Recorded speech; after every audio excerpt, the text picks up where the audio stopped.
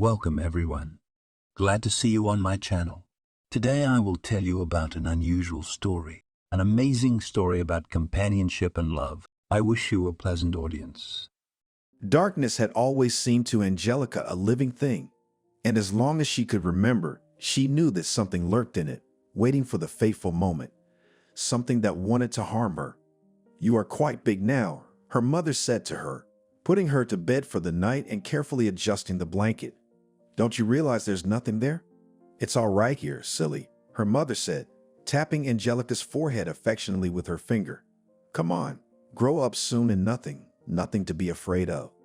On this inclement, thunderous night, standing in front of the window, the girl remembered her mother, who was gone a little more than a month ago.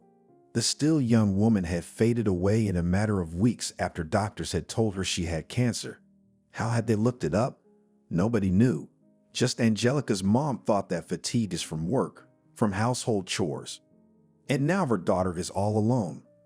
Wrapping her arms around her shoulders, she pressed her forehead against the cold glass and stared into the darkness, the first floor of the house, and it seems that there, beyond the window, the abyss. It was well past midnight on the clock, but Angelica didn't even think about going to bed until the footsteps, the fumbling of her stepfather in the next room, were hushed. He was drunk again, and when he was drunk, Angelica was almost more afraid of him than of what lived in the dark. In fact, John had demanded that she call him Daddy from the very beginning as soon as he entered the family 4 years ago. But Angelica had never uttered the word for him. Yes, she didn't know her real father. Her mother had never told her anything about him, but John, never could he be a real daddy to her. And no amount of candy and toys and sweet words about how much he loved his girl could change that. And when he tried to give her a kindred hug, Angelica felt the grip of a snare. Angelica learned about snare, by the way, early because her grandfather kept one in his collection of antiques. Grandpa had his own room, and it always seemed to Angelica a cave of treasures. What wasn't there? Huge books, colorful rugs, strange pictures that her grandfather Robert called engravings. A big globe, not at all like the ones at school. And about the huge trap, her grandfather said it was a 19th century antique. When Angelica was little, she couldn't understand what the 19th century was. Even what her grandfather said didn't help. It was a time so long ago when even his own grandfather had been a baby. Robert also said that this trap had once been used to hunt special, magical wolves. But Mama didn't like that kind of talk. She said that because of them, Angelica would never stop being afraid of the dark. Mom sometimes even demanded to throw this thing away, saying that even though it lies on the shelf, but still somehow uncomfortable, the aura in the house is spoiled. But grandfather only waved away and said that the aura, if it is at all in nature, spoiled people, but not things with a good family history. "Daughter." Stepfather's quiet voice at the door pulled Angelica out of her silent stupor. She shuddered and turned around. "Angelica, open up to Daddy. You're awake. Are you afraid of a thunderstorm, little girl? The nightlight is on. There." She clenched her teeth. What kind of little girl is she to him? A week ago she turned 18. But no celebration, of course, shortly after her mother's funeral, no wish. Just that day had passed and that was it. Her stepfather only got drunk in it again and kept repeating that time flies, and she for him will always remain a daddy's daughter who belongs only to him. In general, the stepfather said strange things when he was drunk, and when he was sober, he did strange things. For example, he loved to move things from one place to another. For example, the mud Angelica used to drink tea from in the morning, and then began to say that no, he did not touch anything. It is with her head something, apparently, is not so. "Go away, please. I'm tired. I want to sleep." "Go away, you're drunk." Angelica's voice sounded unsure. The stepfather outside the door seemed to run his fingernails over the door. No, the stepfather exhaled hoarsely and the door opened. He stepped into the room, closed the door. "What are you running from me for, huh? I won't hurt my girl." The stepfather licked his lips and Angelica felt nauseous. Suddenly, his hand reached out and put out the nightlight. Small, in the form of a lantern, from which on the walls danced figures of forest animals and close to the stars, It was a gift from my mother long ago, and every night burned until morning. Turn it back on. Angelica's voice trembled. She couldn't bring herself to move from her seat. No, it wasn't completely dark in the room after all. There were lights burning in the yard, and the lightning seemed to strike without ceasing. But the disappearance of the source of warm, soothing light struck a whiplash on her nerves. Afraid of the dark girl, the stepfather was getting closer. What do you want? Let's talk tomorrow. I'm tired, Anne. Do you want to go to bed, my girl? The stepfather licked his lips again and hiccuped drunkenly. Angelica gasped, her body trembling. If now to rush forward and jump out into the hallway. You can wake grandfather. He will calm him down. Grandfather, though he was already 70, was not afraid of John and always protected his daughter and granddaughter from his drunken antics. Except that the stepfather was ahead of Angelica and rushed first, right at her. He dug into her shoulders, pressed her against him, turned her around and pushed her onto the bed. Her scream froze, not breaking through the sweaty hand clamped over her mouth. What, do you think you become a big girl and can disobey your father? She's already 18, so everything is possible, popped stepfather.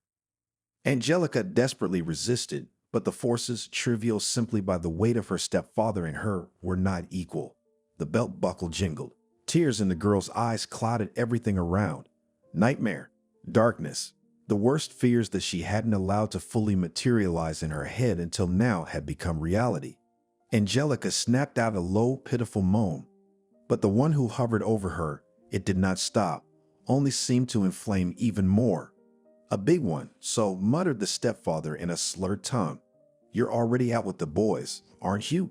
And Daddy then aside. Well, nothing. I'll teach you how to obey. And suddenly the door opened. The light on in the hallway illuminated the figure on the threshold. Grandpa. In an instant, he was beside her, and then some force simply yanked her stepfather off Angelica, tossed him aside like a sack of garbage. Barely, with difficulty, she realized it was her grandfather who had done it.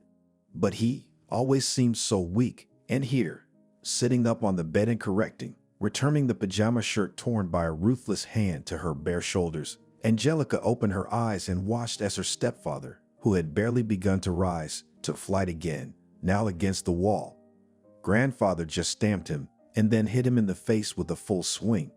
John yelled something, tried to swing his fists back, but the forces were not equal, and in addition, he was tangled in his own pants. Finally, grandfather gave him a final, from the heart, as they call it, a blow, from which the stepfather just howled and began to roll on the floor. And the next powerful blow, grandfather clearly deprived him of his senses. Angelica, the grandfather turned to his granddaughter. Get dressed. Grandpa, she started, but the stern look immediately canceled any talk and slowness. The girl grabbed a sweater, jeans. Grandpa grabbed her stepfather by the scruff of the neck and lifted him off the floor. Not exactly carrying him, but dragging him. Grandpa, don't kill him, Angelica exclaimed. Well, what are you? Grinned the old man. Teaching enough for a start. What we will do. What are we going to do? Angelica froze. We'll leave. Right now. What? Oh, granddaughter. I should have waited for nothing. I thought maybe he would come to the senses. You see, he's lost his human face. No, we're leaving now.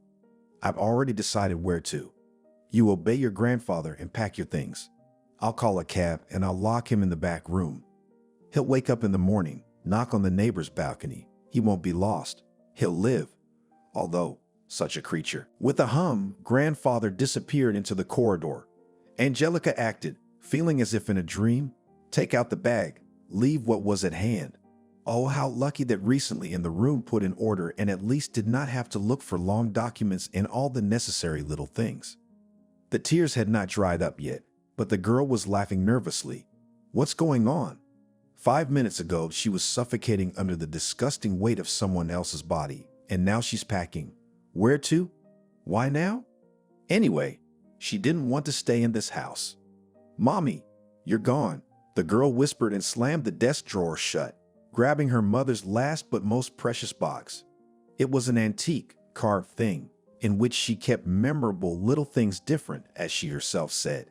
And when Angelica was just a little girl, she loved to play with them, going through them as if the contents of a treasure chest. Ready, dragonfly? Grandpa's back. Far away in the apartment, there were drunken shouts of her stepfather, who had apparently already come to his senses and was pounding on the door, locked in the room. Instead of answering, Angelica nodded.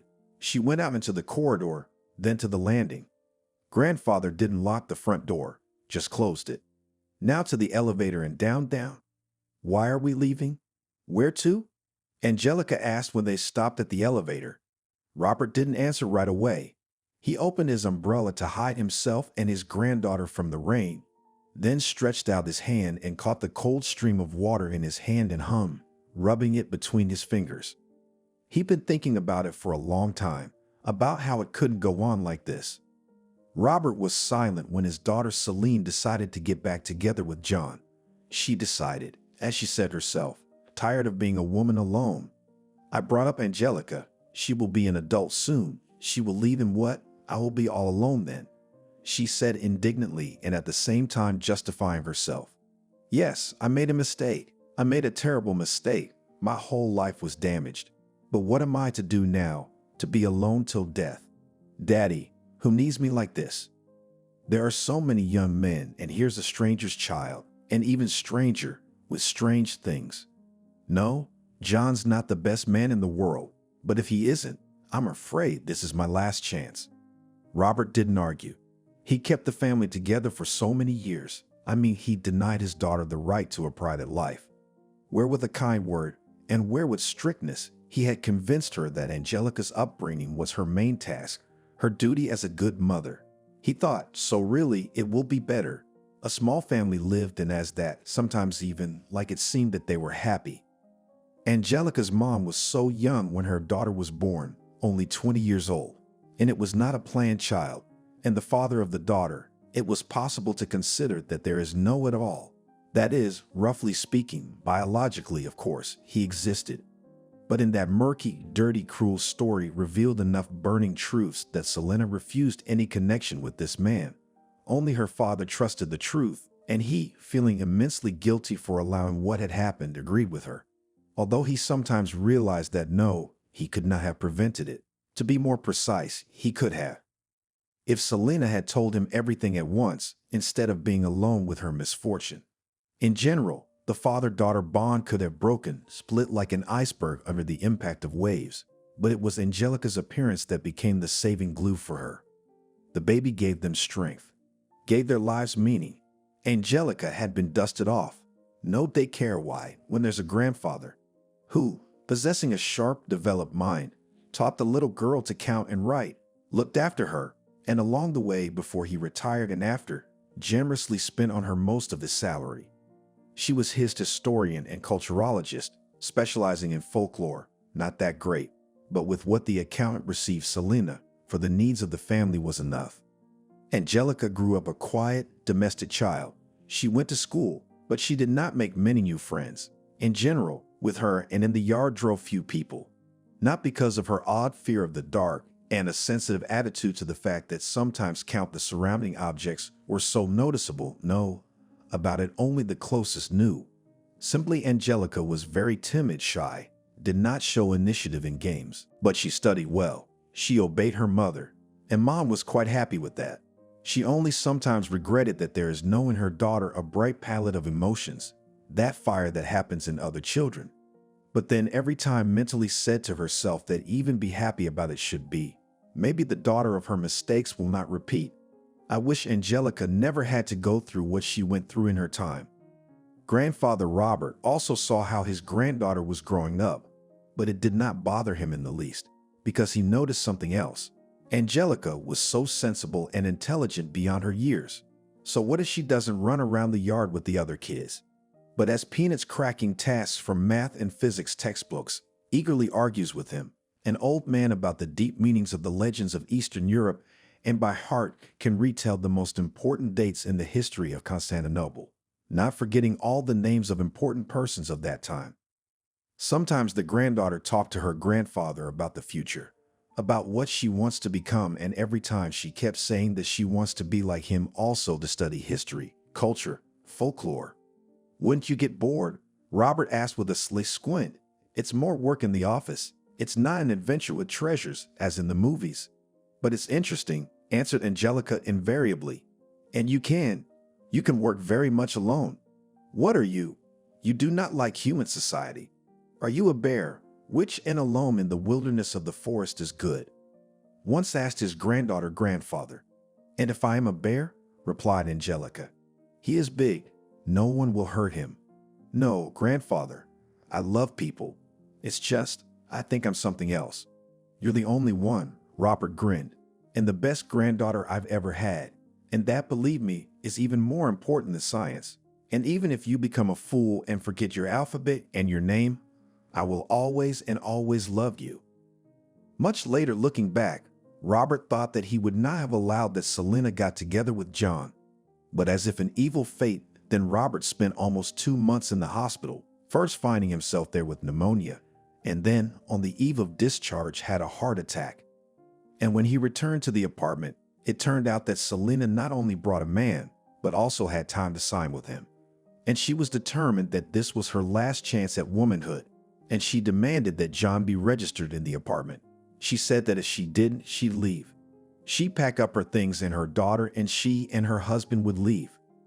Robert, with a broken heart, agreed to everything, but he kept an eye on his son-in-law. Scolded him when he drank in the first years. John as if obeyed. He worked, however, in different places, then a loader, then a guard at the warehouse. But Selena blossomed with him. She started wearing makeup and dresses, cooked a delicious dinner for the return of the spouse because she worked near the house and had time to patronize. Selena never tired of talking about how happy she was. Robert, after his illness, when one led to the other, suddenly began to feel guilty. That because of the long-standing fatal disobedience of his daughter and a keen desire to take care of his granddaughter, condemned Selena to a lonely woman's life. Robert had repeatedly told John that he was a stranger here and had no right to bring up Angelica, in general should not get too close to her. What are you going to do to me, old man? John snapped at him. You yourself will fall apart soon. You don't get out of hospitals. Actually, that was only half true. Robert was really old. He tried to take care of his health. He was a head taller than his son-in-law, broader than him in the shoulders, and in principle, he never complained of feeling ill after he came out of the hospital. Robert always believed that men in their family were strong. His own great-grandfather had lived until he was 104 years old and had kept a large farm in the village until the last, commanding everyone so that even the mice went on a string. Robert did not run himself, ate without excesses. Morning began with exercise and even went to the gym, bought a subscription.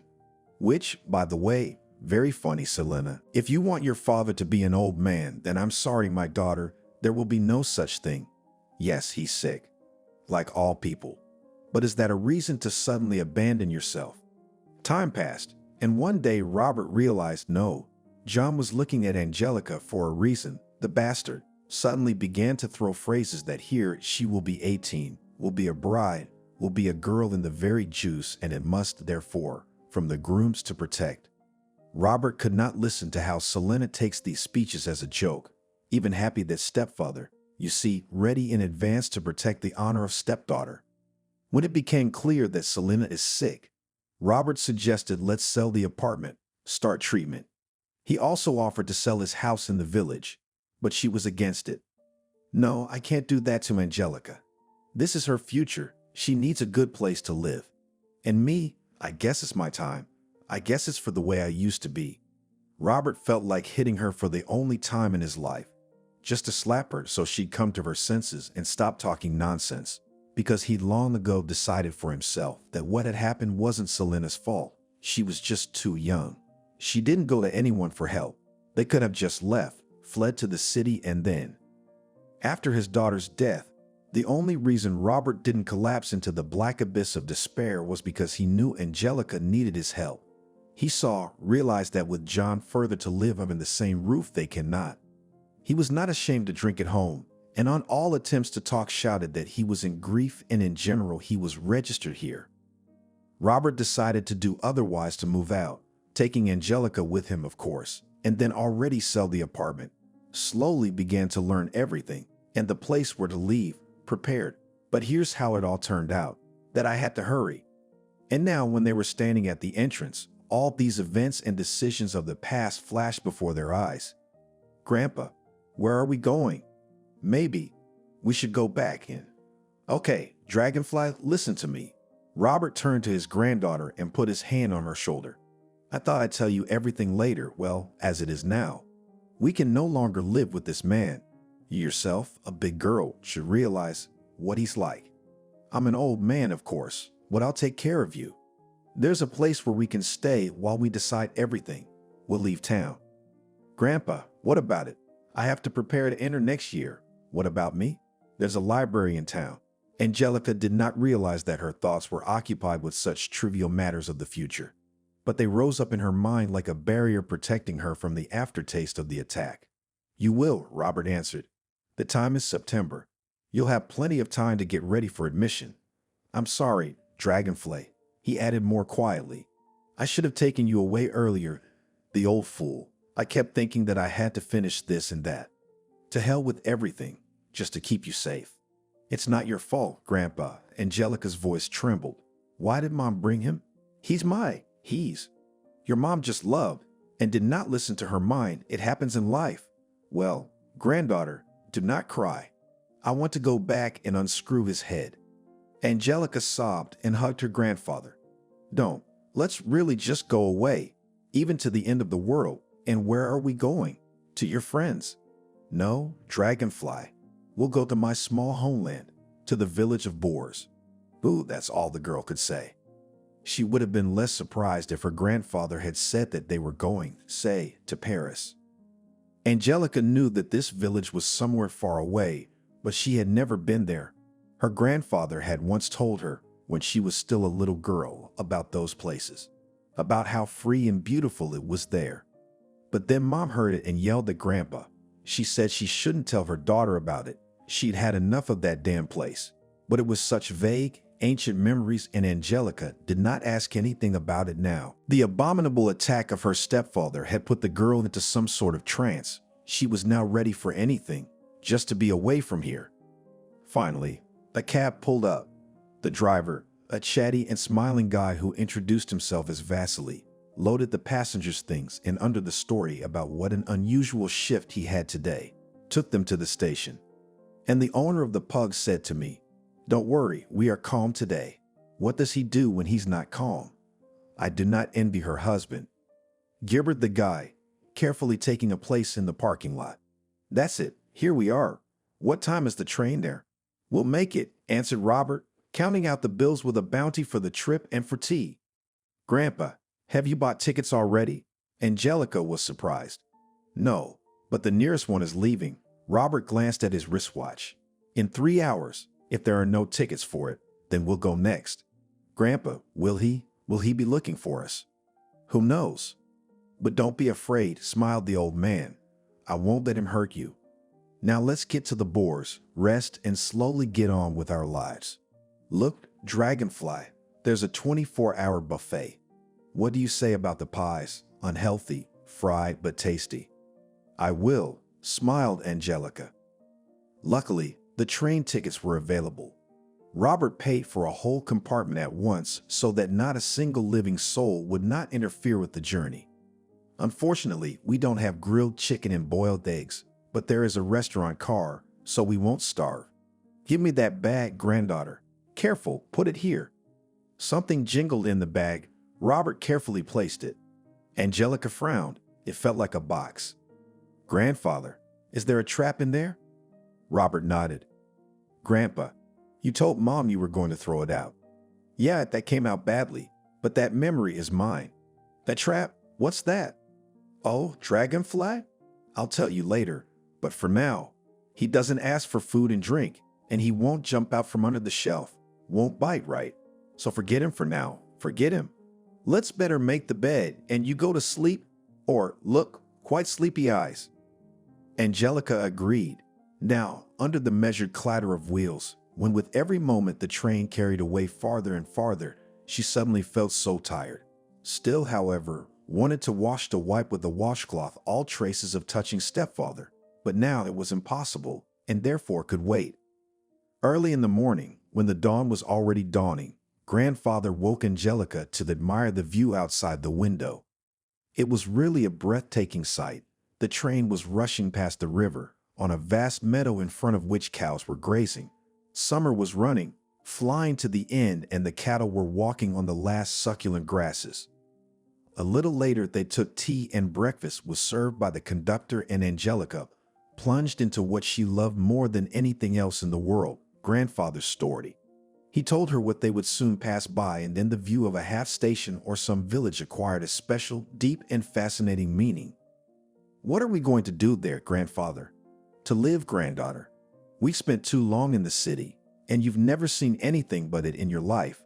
I have a house there." "A real one?" Angelica gasped. "Well, not a toy," Robert grinned. "It was built more than a century ago. It has a solid piece of land. True, almost everything stood unattended." "What do you mean, almost?" "Well, there were people to keep an eye on things so they didn't fall apart. But all in all, we'll live in a wilderness, granddaughter. But believe me, that's what will do our hearts good now." The road took a long time. Sometimes we went out at small stations to stretch our legs. And also, grandfather always bought something to fried seeds or homemade dry fish. Angelica tried it all with apprehension, and even tears. Mom would not approve cooked by unknown person, unknown in what conditions. But Angelica also believed her favorite grandfather. "Grandpa, well, what kind of village is this?" Angelica said in surprise, diving out of the screen of the smartphone, in which she had been sitting for the last half an hour. "Almost a city already." "Yes, the Boors have changed, but fortunately, civilization is slowly coming, and the spirit of the old, as they call it, lives." "And you, what are you? Quite urban at me." "What else?" Angelica shrugged her shoulders. "Ed, that's what I mean. Consider, the real life has not seen." "No, I should have been more determined, and at least sometimes to bring you. Look, and would not have grown up such a boo." Sending her grandfather a smile that understood his joke, Angelica returned to the information she was studying. In general, it was very interesting. The first settlements on the place of Kiki appeared at least 400 years ago, and still in these parts remained a lot of architectural monuments of the 19th and even 18th centuries. The house of the merchant Volkov now turned into a museum, where the objects of old times and some archaeological finds were demonstrated.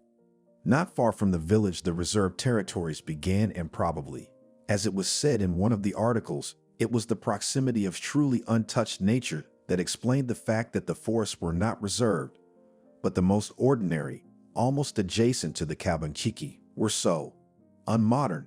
In other words, they were happy in the proper seasons with an abundance of berries and mushrooms, and there were also all sorts of animals: hares, martens, and even moose, and someone said wolves. In the latter, however, the journalist who wrote the article doubted very much and specified that wolves had not been officially seen in these parts for 100 years, so that all these stories were no more true than the rumors about werewolves that had been going around in Kiki for ages. "Grandpa, is there a fence at our house?" Angelica suddenly asked. "There is a good fence. It's good enough to keep out strange cattle." "Are the doors and windows locked?" "Why do you ask, granddaughter? Are you afraid of robbers?" Playing mysteriously with his eyebrows, grandfather asked, and Angelica smiled involuntarily. "It's just that we will live alone. Don't be afraid. Outside bandits don't climb there. Thieves too in Kiki. There are no for about 30 years. Why? If you know too much, the martens will take you to the forest." Grandfather said something incomprehensible and wagged his finger at his granddaughter. Angelica shrugged her shoulders and changed her occupation, though she had few people who could be called friends in the city, and it was necessary, of course, to inform them that she had left. At last the train stopped. The usual fuss began to take things, check that nothing had been forgotten, and come back for what had been forgotten. Then we waited for the bus, and having mixed up a little, almost went in the opposite direction. In short, by the time we finally reached Kiki, Angelica felt tired. But of course she looked at the sides, at what opened her eyes. It was hard to say that it was a village, if we were to be guided by a classical idea of it. Asphalted road, modern buildings, post office, stores. In the distance could be seen the roofs of solid such houses. Robert explained that it was squeezed into the territory of Cabanchique Cottage Village, like a cottage, but with a considerable number of such properties in which they live all year round. But soon all this was left aside. The air was fresh and possibly fragrant, filled with the aroma of meadow grasses. The wind carried the freshness of the river and the distant mooing of cows. Angelica suggested taking the cab when they first got off the bus, but Robert said it was ridiculous to walk 5 minutes. But it must have been half an hour, and with the way the luggage was dragging their hands, it seemed like an eternity. They passed all the houses in the village. Angelica felt strange, because they did not stare at them, but some of the old men suddenly began to say something to others at their appearance. Angelica suddenly thought about the fact that her grandfather never really told about his past life. That is, about the time before he moved to the city, and it now seemed strange. After all, with Robert, it seems, granddaughter about everything in the world could communicate. So why wasn't this period of his life covered? I could not believe that his grandfather had nothing to tell about his youth, but what he told was scraps, as if from the ancient story torn out pieces, erased some of the words and so presented, and unclear to you and curious to the horror of what is there, in fact, what is there. "Wow, Grandpa, is that your house?" marveled Angelica, when finally they got out of the village, or rather left the last of its houses a few hundred meters behind them. Grandfather and granddaughter stopped in front of a 2-story brick house with a tile, once must have been red, but now lost the richness of color roof. The windows were boarded up. The paint had peeled off on the walls, revealing the brickwork. The girl thought suddenly that the house looked like a huge, lying in hibernation beast. A long period of idleness had made it quite heavy, clumsy, and the fur on its sides had piled up, in some places falling out, exposing the base of the hide. What nonsense comes to mind sometimes. Shaking her head and shrugging her shoulders, Angelica approached the wrought iron fence, covered with some greenery, touched the black bars with her fingers. It seemed that it had been painted at least last year. Otherwise, it would have rusted for so many years. There was a shrill, howling squeak. Grandfather opened the lock on the gate and now with effort pushed it forward, opening it. "Welcome to our domain," he said importantly to his granddaughter, lifting his hat above his head. Grandfather had always, for as long as Angelica could remember, loved hats, and in summer he always wore light-colored sailcloth hats, which made him, together with his neat beard and mustache, look like an ancient professor. This resemblance, by the way, even did not spoil the habit of grandfather to wear under suits not shirts with ties, and t-shirts from youth stores bright, with bold prints and bold inscriptions. The porch of the house inspired apprehension, but it didn't fail when Angelica climbed it. It was her turn to unlock the doors, and they creaked open with an equally shrill creak. "Oh, what a mess." Robert shook his head. "I'm going to have to work here." "Is there heating?" Angelica asked, suddenly worried about the comfort of her new home. "From the boiler in the basement. I bought a new boiler 3 years ago, but it was idle." The girl only shook her head. It was surprising and strange that the grandfather cared so much about the place where no one lived for many years, in which they did not even go on vacation. True, now it became clear that when grandfather left, as he said, on business, he probably came here to see how the house was. A spacious hallway with a wide staircase going to the second floor created the illusion that the house was much more spacious than it seemed from the outside. Watching her grandfather, Angelica thought that he took such an abrupt departure much more calmly than she did. With a most nonchalant look, armed with the appropriate tools, Robert proceeded to open the windows. Not all of them, of course, he said, but he would first make the rooms they needed habitable and then do the rest. "Here's the kitchen." Grandpa walked his granddaughter through the house like a master tour guide. "We cook with gas, so tomorrow I'll go to the village shop for a cylinder." "Grandpa, the village shops are over. That's the old name," shyly corrected him Angelica. "Well, to the store. The essence is the same. Everything can be bought." The kitchen slightly frightened Angelica. Gas stoves seemed to her in principle beasts incomprehensible in handling. And the place was so dirty. "Yes, we need to clean well," as if her grandfather read her thoughts. "So that we do not suffer. I'll bring tomorrow a worker from the village will help us." Come on, I'll show you the living room. Grandpa, it's just like in a museum. Aghast, the girl went from the furniture were pulled down, accompanied by rising clouds of dust, which had become white and beige from time. Cloth covers. Angelica had noticed even earlier that inside the house looked very old-fashioned. Under the ceilings, there was fanciful molding with bunches of grapes and some figures of either people or animals. And now the furniture was found, natural wood, it seems. The girl ran her fingertips over the lacquered surface, sighed, unthinkable, and all this beauty was idle for years. She even felt sorry for the house. It was a strange thought, but Angelica thought that if it was not just a building, but a living being, it would probably be a shame for it to exist alone like this without owners. Is the fireplace real? I asked my grandfather, and he answered with a nod.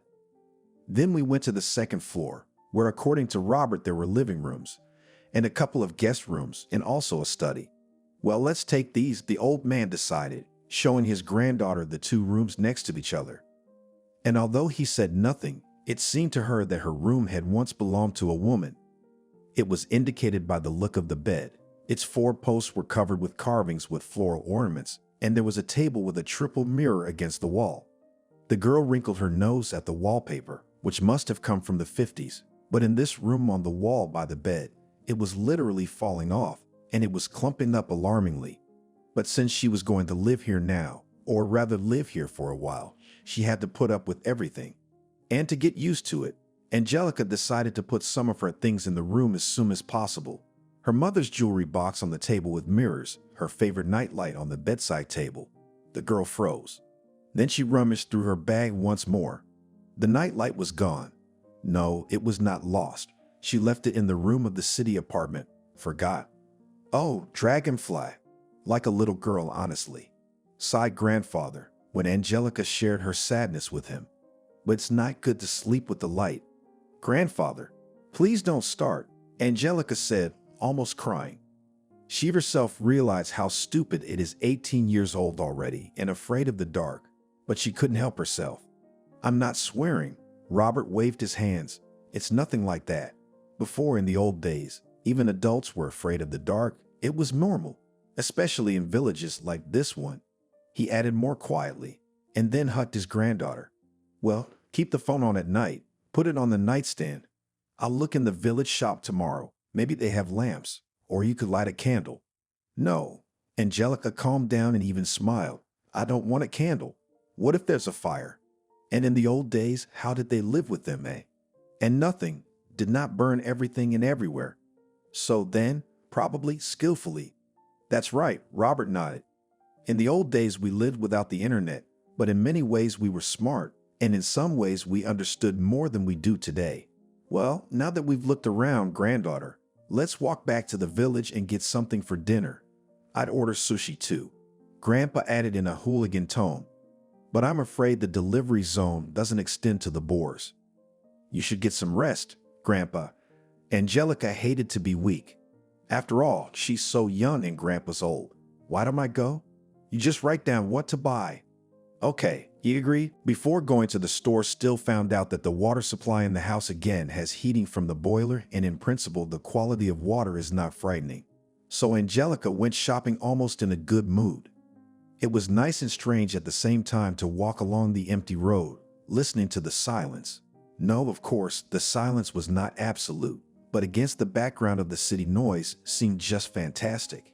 As it turned out, there were several stores in Calpanchique, but Angelica was lucky to go straight to the largest one, where everything on the list was available, and also, to her delight, nightlights were available. Angelica chose the one in the shape of a bear in linden pink color. The saleswoman behind the counter did not interfere with questions, but still asked if it was true that Robert had returned. They said they saw him, walking towards the manor. Well, Angelica stretched out, not really knowing what to say. We won't be long. To rest. Fine, said the saleswoman and looked at her strangely. Give him a bow from us Sidorops, and tell him the walkers still live here too. And the stones remember. I will, Angelica rounded her eyes. She hadn't expected her grandfather to be such a famous person, but apparently just lived here his peers, and maybe he wrote them letters. Finally, loaded with bags, Angelica went outside. The sun was slipping towards sunset, having changed the gold of light to a soft crimson tone. The girl was suddenly touched by the thought that dusk would soon come. Surely she would make it back before they did. How annoyed she was with her own silly, groundless fears. The road home was winding ahead in a ribbon. Angelica passed a woman with a full basket, by the look of it, of the early mushroom harvest, and the girl made a note in her mind to offer her grandfather to go mushrooming. 4 goats also passed by. The animals kept in a flock, and drove them barefooted boy, who paid no attention to the new resident of Cabinchiqui, too absorbed in the fact that not to let run away his small herd, and in addition still hummed under his nose some song. "Girl, do you need a ride?" The rustle of tires of the car approaching from the back and the voice of the guy who stuck out from the driver's seat took Angelica out of the state of pleasant, almost meditative thoughtfulness. "No, thank you," she replied politely and even smiled, and quickened her step a little. Not that Angelica was afraid, but it was somehow unpleasant when you are alone on the road, the darkness is getting closer, and behind you a car with 4 strange men crawls. "What are you doing?" One of the guys in the back nodded. "Hop in, we'll give you a ride." "Are you afraid?" The driver grinned. "Why so? Are you a city girl?" Angelica shuddered. "Only this is not enough. What to do now?" "Turn around and go back to the village where people are. Drop the heavy bags and run?" "Hey, what's the big deal?" A new participant in the events unfolding in the dwindling twilight approached from the direction of the village, just like the car, but on a bicycle. It was a tall, blonde-haired guy wearing glasses with round, old-fashioned glasses, and Angelica, though the situation did not dispose to the thoughts of outsiders, but thought that he looked something like a student from the old Soviet movies that her grandfather liked to watch. Even dressed similarly, plaid shirt, vest on top, but the jeans and sneakers, of course, are quite a modern detail. "Hi, Alexander," gritted his teeth and averted his eyes the guy who was in the driver's seat of the car. "Nah, just offering a ride." Well, the blonde grinned and slowed down completely, stopped the bike, so that he was exactly between the car and Angelica. "Would you ride?" "Come on," another guy from the car spoke up. "We didn't do anything wrong. I'm sorry." "All right, let's go, guys." And the next moment, the driver hit the gas and the car sped forward, and there, a lot farther on, turned at a fork, now heading somewhere towards the city, like somewhere. "Is everything all right?" The blonde turned to Angelica. "Thank you," she smiled. "Yes, you saved me." "No," he replied. "It's Max and his friends, they're locals. Hooligans, of course, but generally harmless guys. But their company seems to have frightened you." "If only a little. I really recently came here, only today. I came with my grandfather." Completely dared to communicate with the stranger Angelica and waved her hand, pointing to their house. "That's where we live." "Oh, so Robert's back," the boy said thoughtfully and sent Angelica a very strange look. "May I offer the chivalric services of a chaperone? We're kind of safe here in general, but still, I wouldn't want to interfere with your plans," Angelica said in a hurry and blushed embarrassed. "You're not interfering because I'm just out for a walk," the blonde replied. "I'll help with the bags at the same time." He patted the basket on the bike rack with his hand. "Thank you," Angelica agreed, still embarrassed. "If it really doesn't bother you. By the way, we haven't introduced ourselves." He held out his hand to her. "Alexander." "Angelica," answered the girl. The handshake was firm, and so they moved forward. They started talking, so about insignificant trifles, but by the time they reached the gate of the house, Angelica for some reason began to feel that she knew Alexander a long time ago.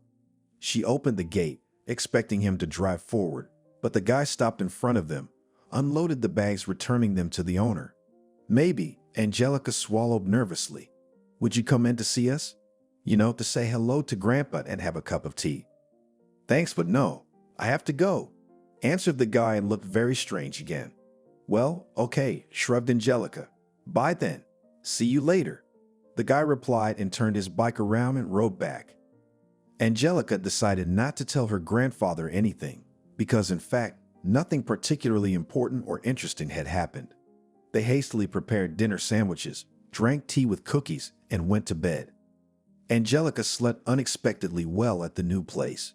She had a wonderful dream, which was equally frightening and exciting because usually the girl saw something ordinary, a repetition of her everyday life, their routine.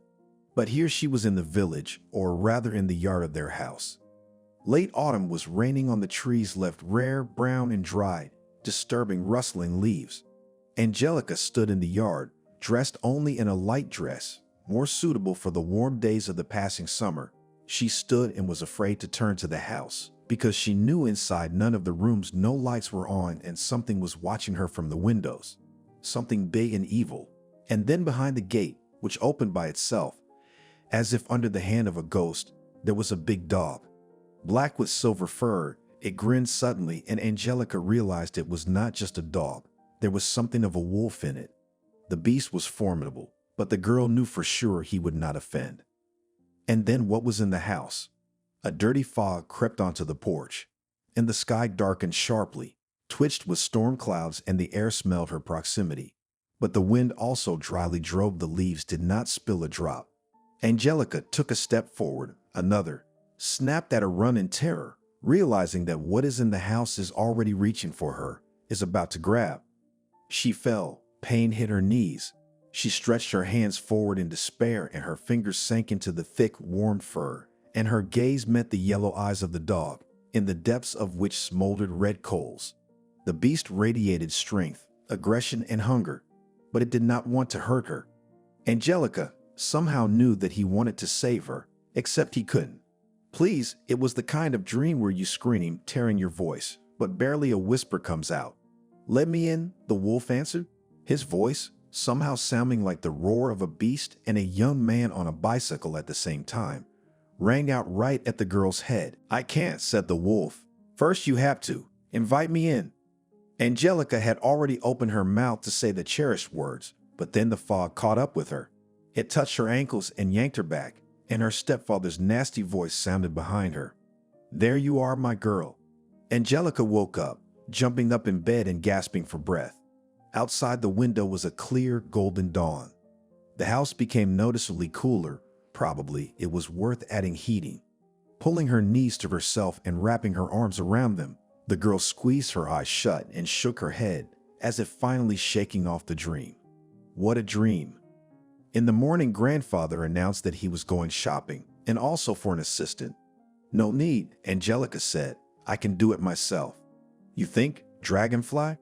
You're a hard-working bee and you know how to do everything, but there are a lot of worries here. Nothing, the girl answered cheerfully. There will be something to do. Will you be back quickly? Maybe we can go to the woods later for mushrooms. That's a good idea, smiled the grandfather. We'll do that.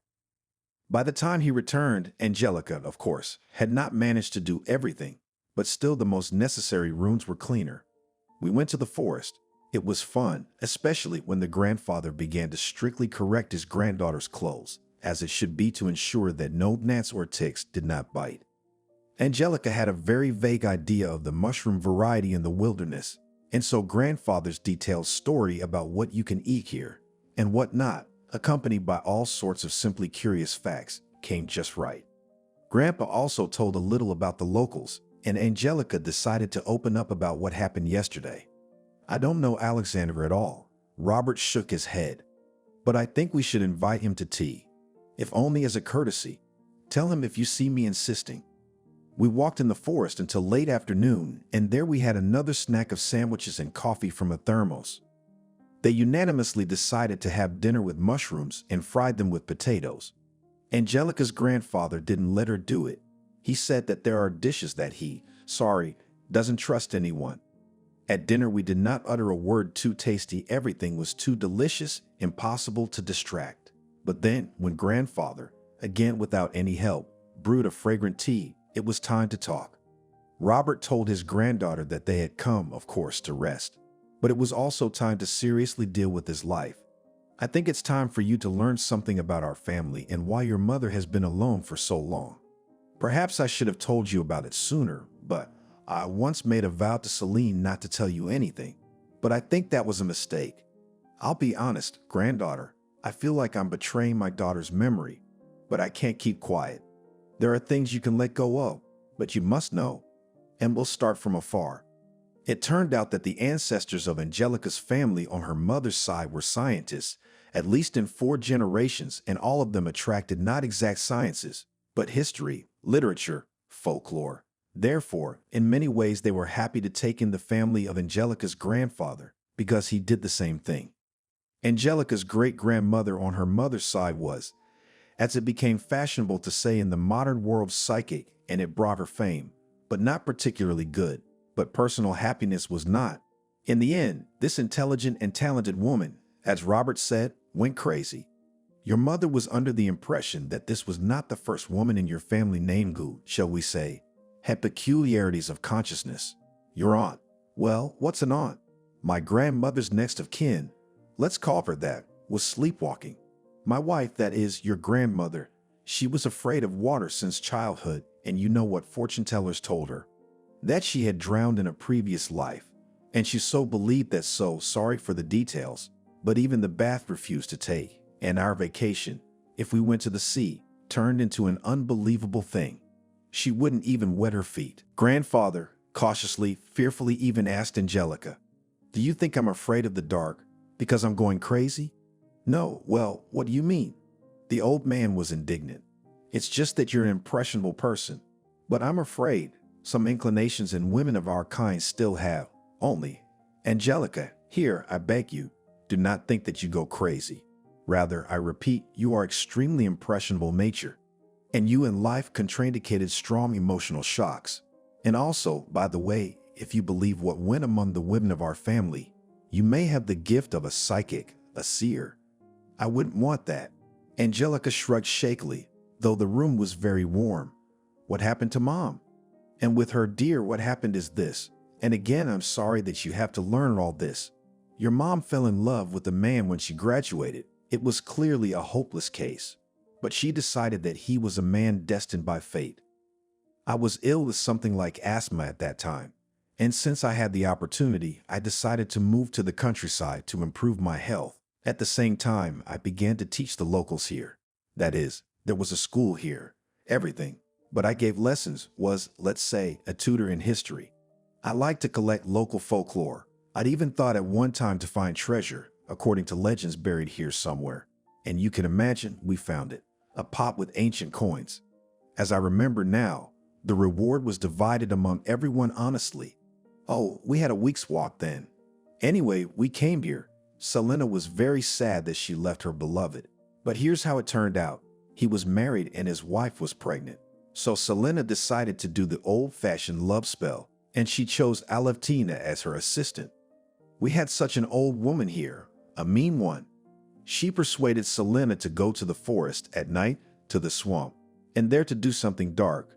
In general, when we returned to the city, the man himself began to run after Selena. I was worried about my daughter. Why did he change his mind about his love? And it turned out that he had a misfortune in the family. Wife lost a baby and doctors said that they will not have any more children. So he was probably looking for her replacement. Only the temper they had with Selena were not alike at all, and he began to swear at her often, offended. And then it turned out that he has another friend and here she is pregnant. Apparently, he was still when with his wife everything was fine, had an affair on the side. In general, he left my Selena. Oh, how many tears she shed for him. I thought that here, the next summer when we came here, then rest, fresh air will heal her. But I was wrong. Selena got it into her head that it was because of her sorcery that her wife lost her beloved child. I told her that this nonsense is rare, but she did not listen and kept saying that she would be punished for this. Karma would catch up with her. The time was not easy then, granddaughter. Not the heart of the 90s, of course, but in some places they were still on their feet. Bandits.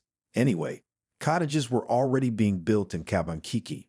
Those who were richer were vacationing. And it so happened that my Selena started to go to the forest. The same Alevtina advised her, of course, not for free. Some rituals to remove the consequences of the spell. And one day Selena ran into bandits in the woods. They were having some kind of showdown. In general, it was a bad business, but it so happened that the leader liked her. He said he'd let her go as she. Anyway, she had to lie down with him so he could pretend she wasn't there. so that he'd quiet his men who were afraid. She'd tell someone what she'd seen. Here, she went to this man for several days. More precisely, she ran away in the evenings and came back in the morning. She revealed herself to me when they were already back in town, and it became clear that she was expecting a child. That's how, granddaughter, you appeared. Angelica listened, and it seemed to her that grandfather, of course, about another person, because, well, it could not all relate to her favorite mother, to herself. But the realization that it was true and it was all about her, her family, still came over her. Robert paused and then, reading from his granddaughter's look that she understood everything, continued. He tried to find that man, but it turned out that the leader had run away. Someone had gotten into a fight, and he had to flee. And Celine told him not to look, not to anger. Angelica was tormented by ambivalent feelings that night. On the one hand, she realized how important it was to understand what was happening to her mother. But on the other hand, now she knew for sure that her life would never be the same again. And it seemed that now there was something in her that confused everything even more, pushing her somewhere forward, into the darkness. The next day, grandfather said that he would be very busy. He had to call his friends in the city, who promised to find a good realtor, and also to send some documents on the apartment to slowly start a big deal to sell it. Not now, of course, but later, when the inheritance will all work out. But we have to start now. And what should I do? Angelica sighed. Oh, dragonfly. Really like a little. Well, think of a case. There you can continue to clean the house, you can cook dinner. Robert curled his fingers, enumerating, but then, seeing the upset face of his granddaughter, decided to give another idea. Better yet, go to the library. It's a good one here. Here, now I'll write you a list of books to look at there. I'm thinking of writing a book on local folklore. So you, look and bring these. Such a case could not be called particularly exciting. But firstly, Angelica, it seemed much more interesting than sitting at home. And secondly, the girl mentally again scolded herself for the fact that even ranted. And so she decided to bring what her grandfather needed. And as soon as he came back, to do, in fact, lunch. The library turned out to be exactly as Angelica had expected, small but very cozy. The smell of books was joined by the scent of fresh wood, recently renovated. When she had finished with the formalities of signing in as a new reader, Angelica wandered among the shelves, stopping occasionally to take down a book, open it, and then put it back. She didn't feel like reading at all, so she decided to just quickly pick up whatever her grandfather had told her to bring. Ouch, said the girl when she pulled one of the books, but it did not yield. Then she pulled harder and the volume slipped off the shelf, and behind it was found a man, so it happened by chance that at the same time they wanted to take the same copy. Hello, said Angelica and smiled, because the other visitor in the empty library at that hour was Alexander. It seems that we have already changed to the first name, he smiled. Yes, sorry, I'm sorry. The girl was completely confused and hastily handed him a book. Take it. I think you were the first to take it. It's okay, he refused.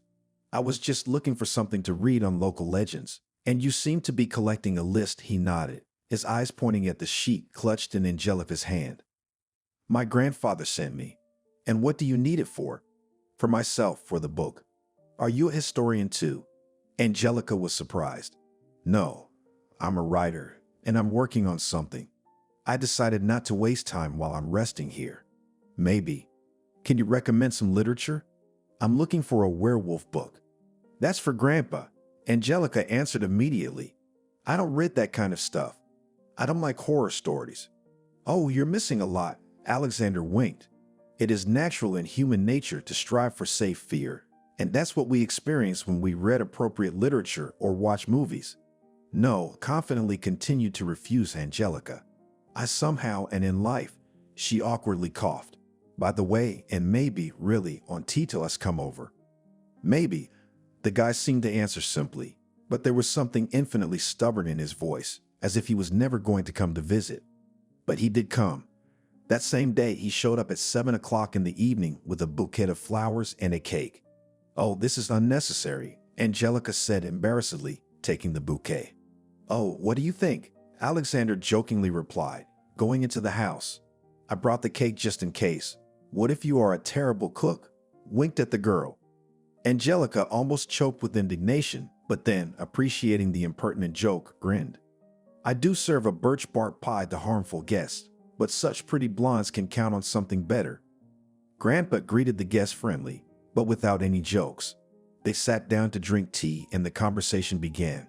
It turned out that Alexander came to Cabanchique to rest from the bustle of the city and at the same time in such favorable, inspiring conditions to work on some of his literary projects. He was 24 years old. He had recently graduated from the Faculty of Philology and was going to devote his life to literature, not only as a writer, but also as an editor, and the guy planned to work in a publishing house.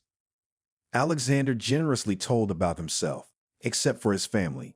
He got off with general phrases about the fact that his father and mother are no longer in the world, and naturally, after this, neither Angelica nor Robert did not begin to ask about anything else. And then, somehow so imperceptibly, it turned out that Alexander and Angelica began to see each other more and more often. They were, in fact, meetings of friends. It turned out that Alexander knew only a little less about the local area than Grandpa Robert. Alexander showed Angelica an amazingly beautiful forest lake, and although now it was completely out of season, but from his words she easily and vividly imagined how in early summer it is covered with lily flowers. The guy invited her to go down into a small cave. Even more likely it was a grotto, but Angelica flatly refused and panicked. And he also did not hide the fact that she tries not to go out after sunset. And one day he asked her directly, "Are you afraid of the dark? Why do you say that?" Angelica answered as if indifferently, but her heart froze. Because it seemed to her just nightmarish if the guy she had already begun to like so much and with whom she spent more time than with any man she had ever known before, found out about such a stupid, just shameful fear of her. It was just a thought. Angelica snorted indignantly and hurried to change the subject. But gradually their meetings began to take on a slightly different character than it could be with friends. Alexander began to look for opportunities to touch her more often. Angelica, without understanding why, but avoided it, somehow shrunk into a lump ball. And once when he saw her off and parted already on the porch of her house, Alexander reached for her face. Fingertips outlined her cheekbone and went down to her chin. He said nothing, but came closer. "No," the girl exclaimed and turned away abruptly. Her head was pulled into her shoulders, her palms pressed into the shoulders, pushing away. Angelica did not know that in those moments Alexander managed to read in her eyes fear mixed with disgust, and he realized that these feelings did not apply to him, and he wanted to tear to shreds the one who dared to hurt the one who became indifferent to him. Alexander swore to himself that he would not hesitate to find out who Angelica had met before, and then he would find out who treated her unworthily. But right now he pretended that everything was fine, and simply, as if nothing had happened to say goodbye, left. One day the girl came home from the store and, sorting out her purchases, began to recount to her grandfather the conversation she had with the saleswoman. It was an ordinary, in fact, meaningless chatter, until Angelica mentioned that according to the sales clerk, Alexander really liked to vacation here. Just a few years ago came with his father Billy. What?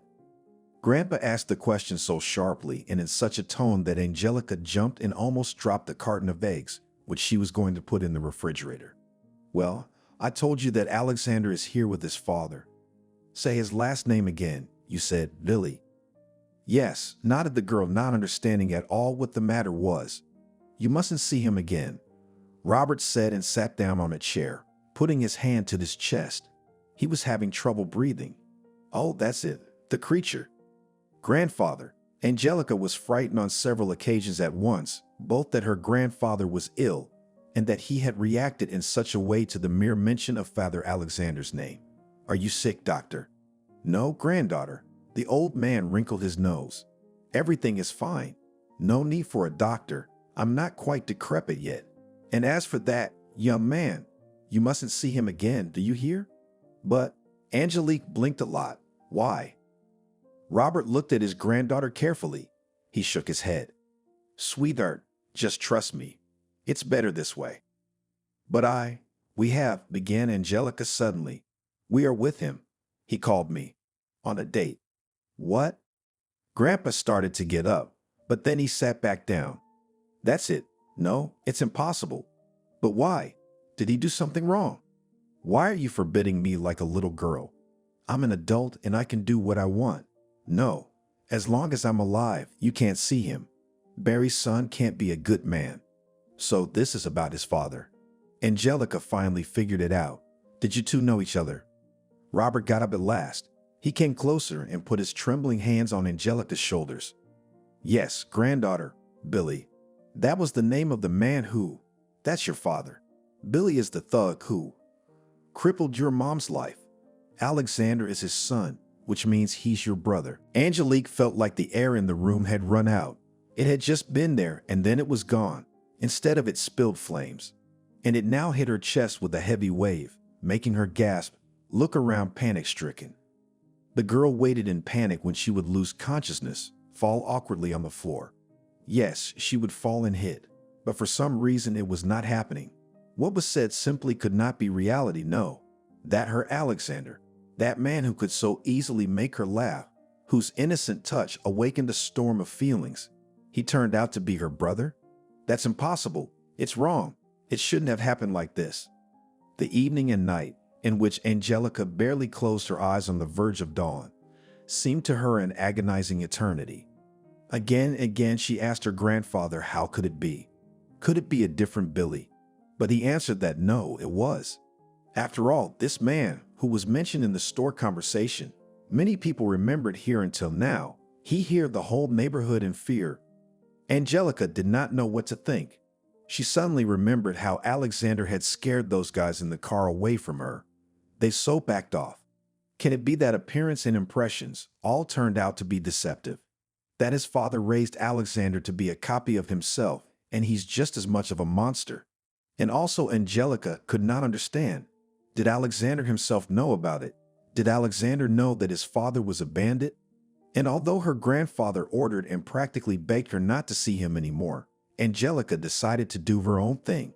And the next day, she went to the place where they agreed to meet outside the village, near the forest edge, where the field began, from which the ride had recently been taken off. Seeing Alexander approaching, the girl got up from the stump where she had been sitting before and clasped her hands. "Hi," said the guy and frowned, noticing her face with such an expression, which mixed fear, disgust, and hope. He had never seen her before. Angelica decided to deal with it quickly. "I was told your father's name was Billy. Is that true?" He was a gangster, wasn't he?" Alexander was taken aback. He hadn't expected this conversation.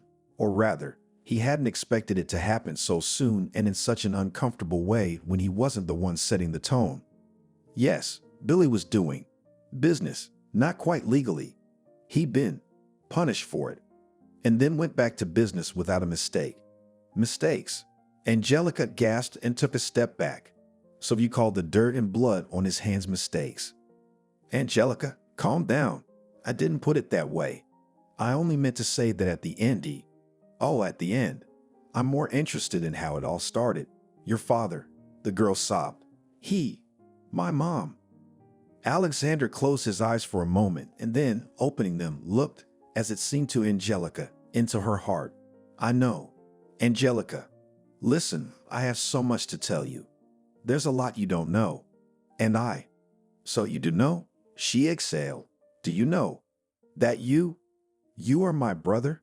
said the girl in a colorless voice. "You are my brother. You knew that too, man.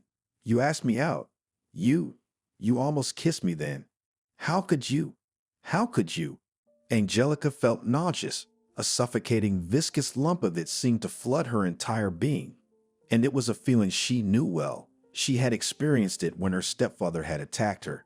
"Grandfather was right," the girl sobbed. "Angelica, I'll explain everything. I don't." The boy started, but Angelica, having shrieked briefly, didn't let him finish and slapped her cheek with the palm of her hand. Angelica had never hit anyone before, and it became so hard. It seemed that inside now breaks off, burns out something infinitely valuable, which will never come back. "I hate you. I hate you. Don't you dare. Come near me." Choking on her tears, Angelica retreated. "Never. Do you hear me? Never." And she ran. The wind blew in her face. The weather began to deteriorate, and from the horizon floated rapidly, carried fluffy monstrous thunderclouds. Alexander did not rush after her. He stayed where he was. He just didn't know. He didn't know how to say that she just didn't know the whole truth, and that they could be together. There's no obstacle to that. She just didn't want to hear about it. He was also distracted by a phone call. It was a call from a man whom Alexander had instructed to solve an important issue, and from the first words, as he answered it, it became clear that everything was much worse than he thought. Already approaching the house, Angelica began to suffer a bad feeling. The girl froze when she saw a white ambulance in the yard, and then rushed forward, as far as breath and strength after running from heartless, disgusting betrayal. "Grandfather?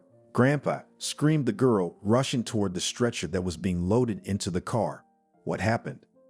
"Are you his granddaughter, Angelica?" asked the doctor, who caught her carefully. "He called for you." "It's okay. He's alive."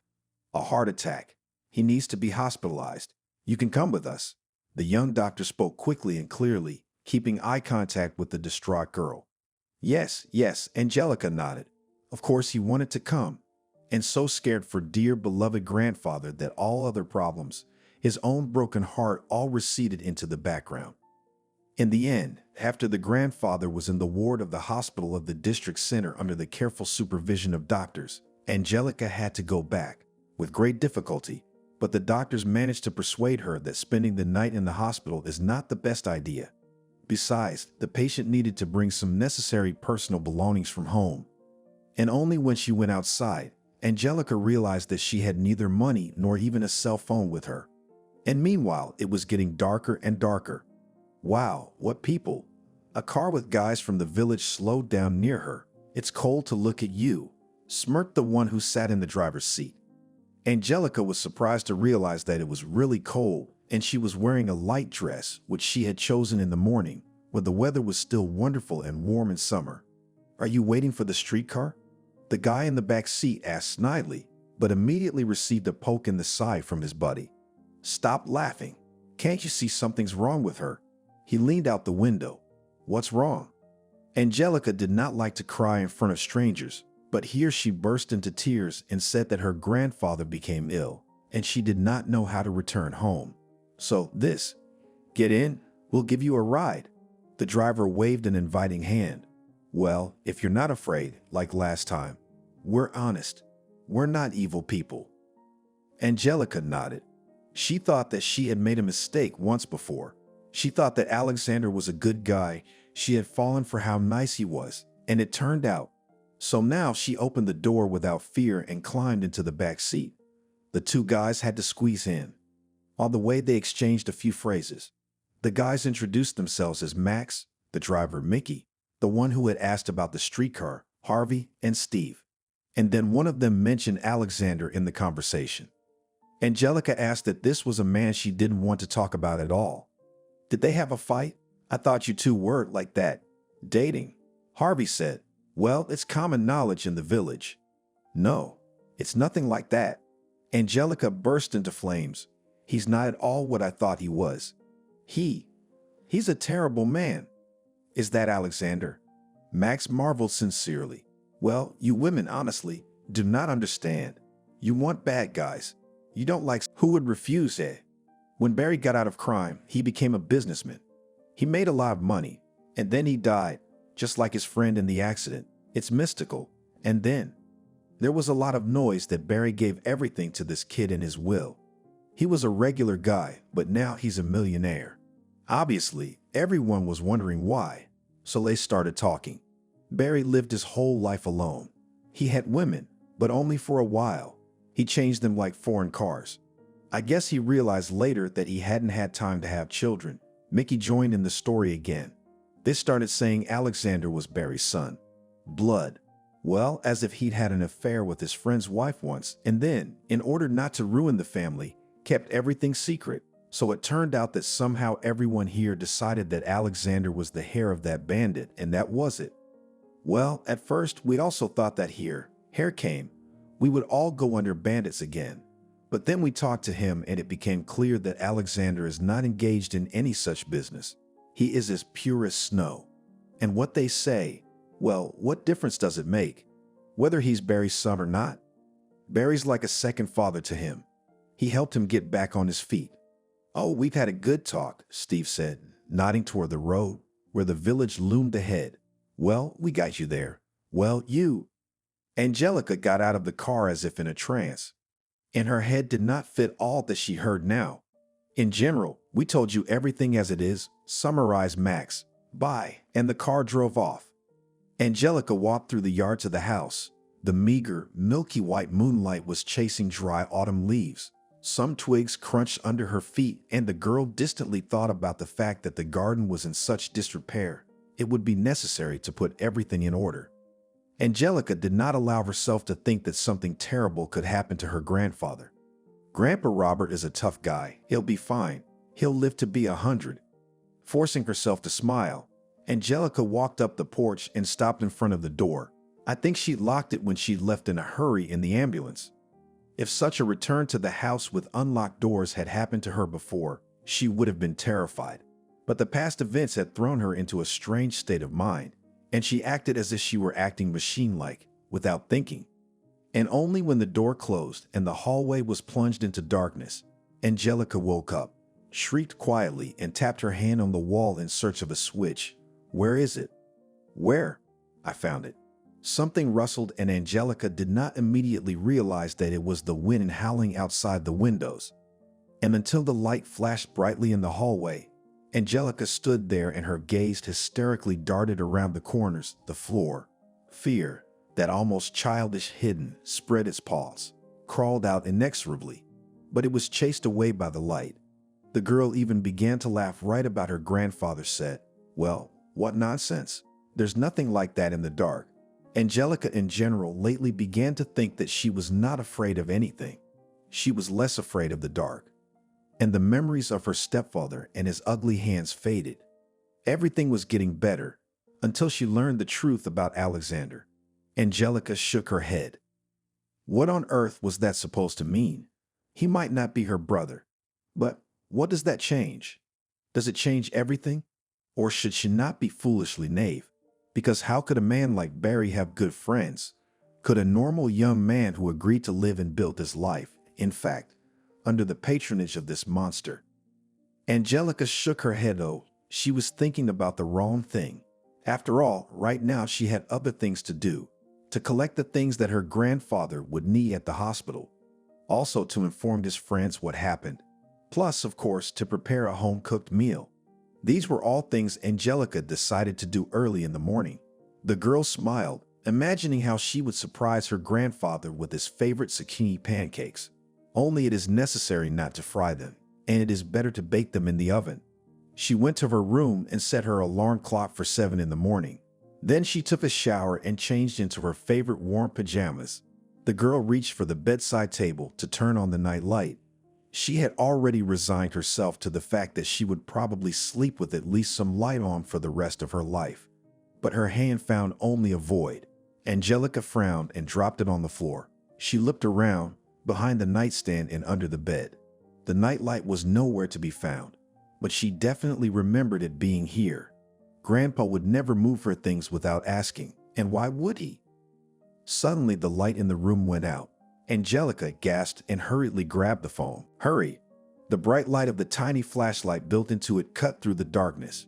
She stepped out into the hallway. There didn't seem to be any light anywhere. None of the switches had tripped. Angelica sighed. This was such a thunderstorm. She felt uncomfortable. Would she really have to spend the night like this, leaving her phone on until morning? She glanced at the battery image and just clutched her head, ran her fingers through her hair and squeezed it nervously. There was only one division left in green. The phone was practically dead, and since there was no electricity, that meant it was about to go out. But before panic set in, she remembered that in the kitchen, in the sick closet, the most ordinary candles and matches should be kept, which meant everything would be fine. She would be left in total darkness. It was only a short walk to the kitchen, and in order not to be so frightened, because the darkness was too much around, Angelica quietly began to hum a song.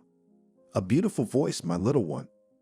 The girl stopped as if she had hit a wall. Her body stiffened.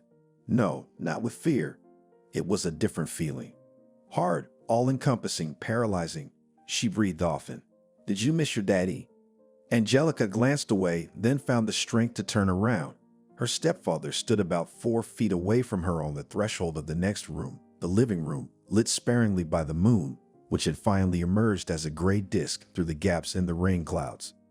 "What? How?" The words stuck in my throat, my tongue refusing to utter them. "Did you think your old man would save you?" My stepfather smirked, or rather grinned. Not hiding the pleasure, but not delaying it, he told his stepdaughter how it was. How he came to his senses in the morning, beaten, humiliated. For a few days it was all the same, where the little trash and the old man disappeared. But then different thoughts began to come, and then a man contacted him, called the lawyer who represents Robert's interests. He said that Robert intends to sell the apartment. "And I thought," continued the stepfather, "what does that mean? Me, the breadwinner of the family, on the street. All Angelica grew up, big became, and that's it. Do not need a man in the house. Think she will live on her own. She's so big." "Well, what are your eyes bulging?" Stepfather stepped forward. "You, your grandfather," began Angelica, but he interrupted. "You're a fool, Angelica. No, it was different. I've been here a long time. I've been looking after you. Well, it's a nice house. Expensive, I suppose. And you were so poor. Well, we'll fix everything," he muttered quietly, thinking something over, and smiled at her again in a nasty way. He looked at her from top to bottom, as if he were groping her. "You're hiding in your pajamas like a sack. You should put on a nightgown, or even better, stockings." Angelica shook. She shook her head. "No," she whispered, feeling tears forming in her eyes. "I was just thinking," the stepfather continued, and took another step. "How fortunate it all turned out. The old man's gone. You and I, sweetie, alone. It's a long night. We'll have time to talk, and you'll have time then to sign over your share of the apartment." It was only here that Angelique realized her mistake. She should have run to the street and then to the village. Of course, there, on the road, there would be nowhere to hide. But what prevents his stepfather now go looking for him? And the girl also thought that now it was time to call for help, but the phone suddenly went out of battery. Whimpering, Angelica shook it as if that would revive the battery. In this room, there was also a little light coming through the window. Angelica could see the table, a large armchair with a carved back. This was where Grandpa wanted to make an office, and suddenly her eyes caught on the bag, her grandfather's second travel bag, which had disturbed her on the train. It took Angelica only a few moments to remember what was stored there and how it could help her. Meanwhile, behind the door, somewhere in the corridor, John's drunken shouts and the sounds of doors opening were heard. He was checking the rooms, looking for her. And there was no doubt that sooner or later, and most likely not too late, he would reach this one. Could there be another way out? Angelica ran to the window, opened it, but second floor. She was just afraid to jump down. There weren't even any bushes that could theoretically cushion the fall, only the stonework in this part of the courtyard. Angelica cried again. Freedom is so close and she can't get it. Meanwhile, judging by the sounds, her stepfather had busied himself with checking the room across the hall. Trying not to make any noise now, Angelica grabbed the bag. She opened it, opened the box. Naturally, it was impossible to handle such a tool as this trapped silently. The girl had time to curse herself. Well, where would she get the strength and in general, how to handle this thing? The trap had no teeth, and so Angelica could act more boldly, sharper, without fear of injury. Finally, it opened with a rattle. How she did it and did not realize it herself, just worked with her hands, turning off her head. In the next moment, the trap was on the floor near the door, and Angelica herself snuck away, lurking behind the closet, just in time. The door slowly opened. "Where are you, little girl? You know, I don't like hiding. Come out.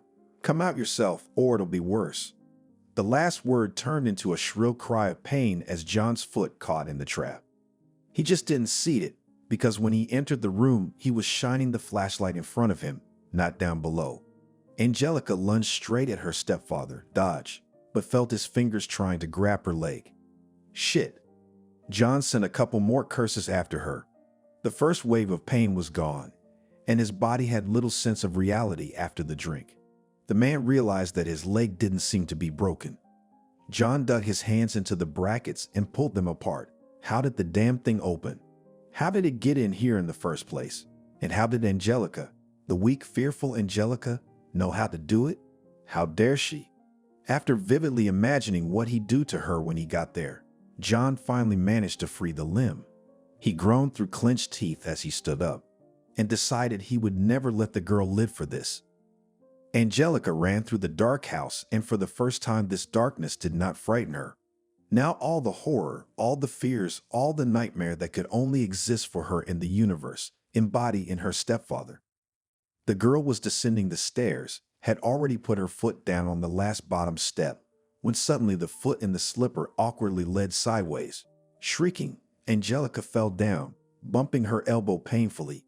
Gasping for breath, she got up and ran into something. Strong arms embraced her, lifting her above the floor. The girl screamed, struggling to break free. "Angelica, it's okay. Angelica, it's me." The familiar voice had a better effect in an instant than if the light had suddenly turned on. The light, by the way, was coming from the street through the open door, and it was coming from the flashlight dropped on the floor by the one who was holding her. Angelica stared at Alexander's face, opening her mouth helplessly. For some reason she couldn't speak. Finally, she squeezed out hoarsely. "Your stepfather." Alexander nodded, then bent down, picked up the flashlight, and holding Angelica under his arm, led her to the door. "Come on, I'd already called for help." But she couldn't take a step. Her ankle was pierced by pain. Alexander picked her up in his arms and carried her out of the house. His car was just outside the yard gate. "What?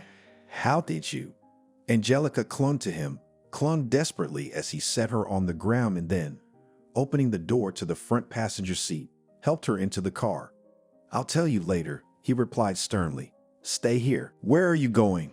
"No." Angelica was horrified when she realized that Alexander was walking back to the house. "It's all right," he turned to her. "But he mustn't go.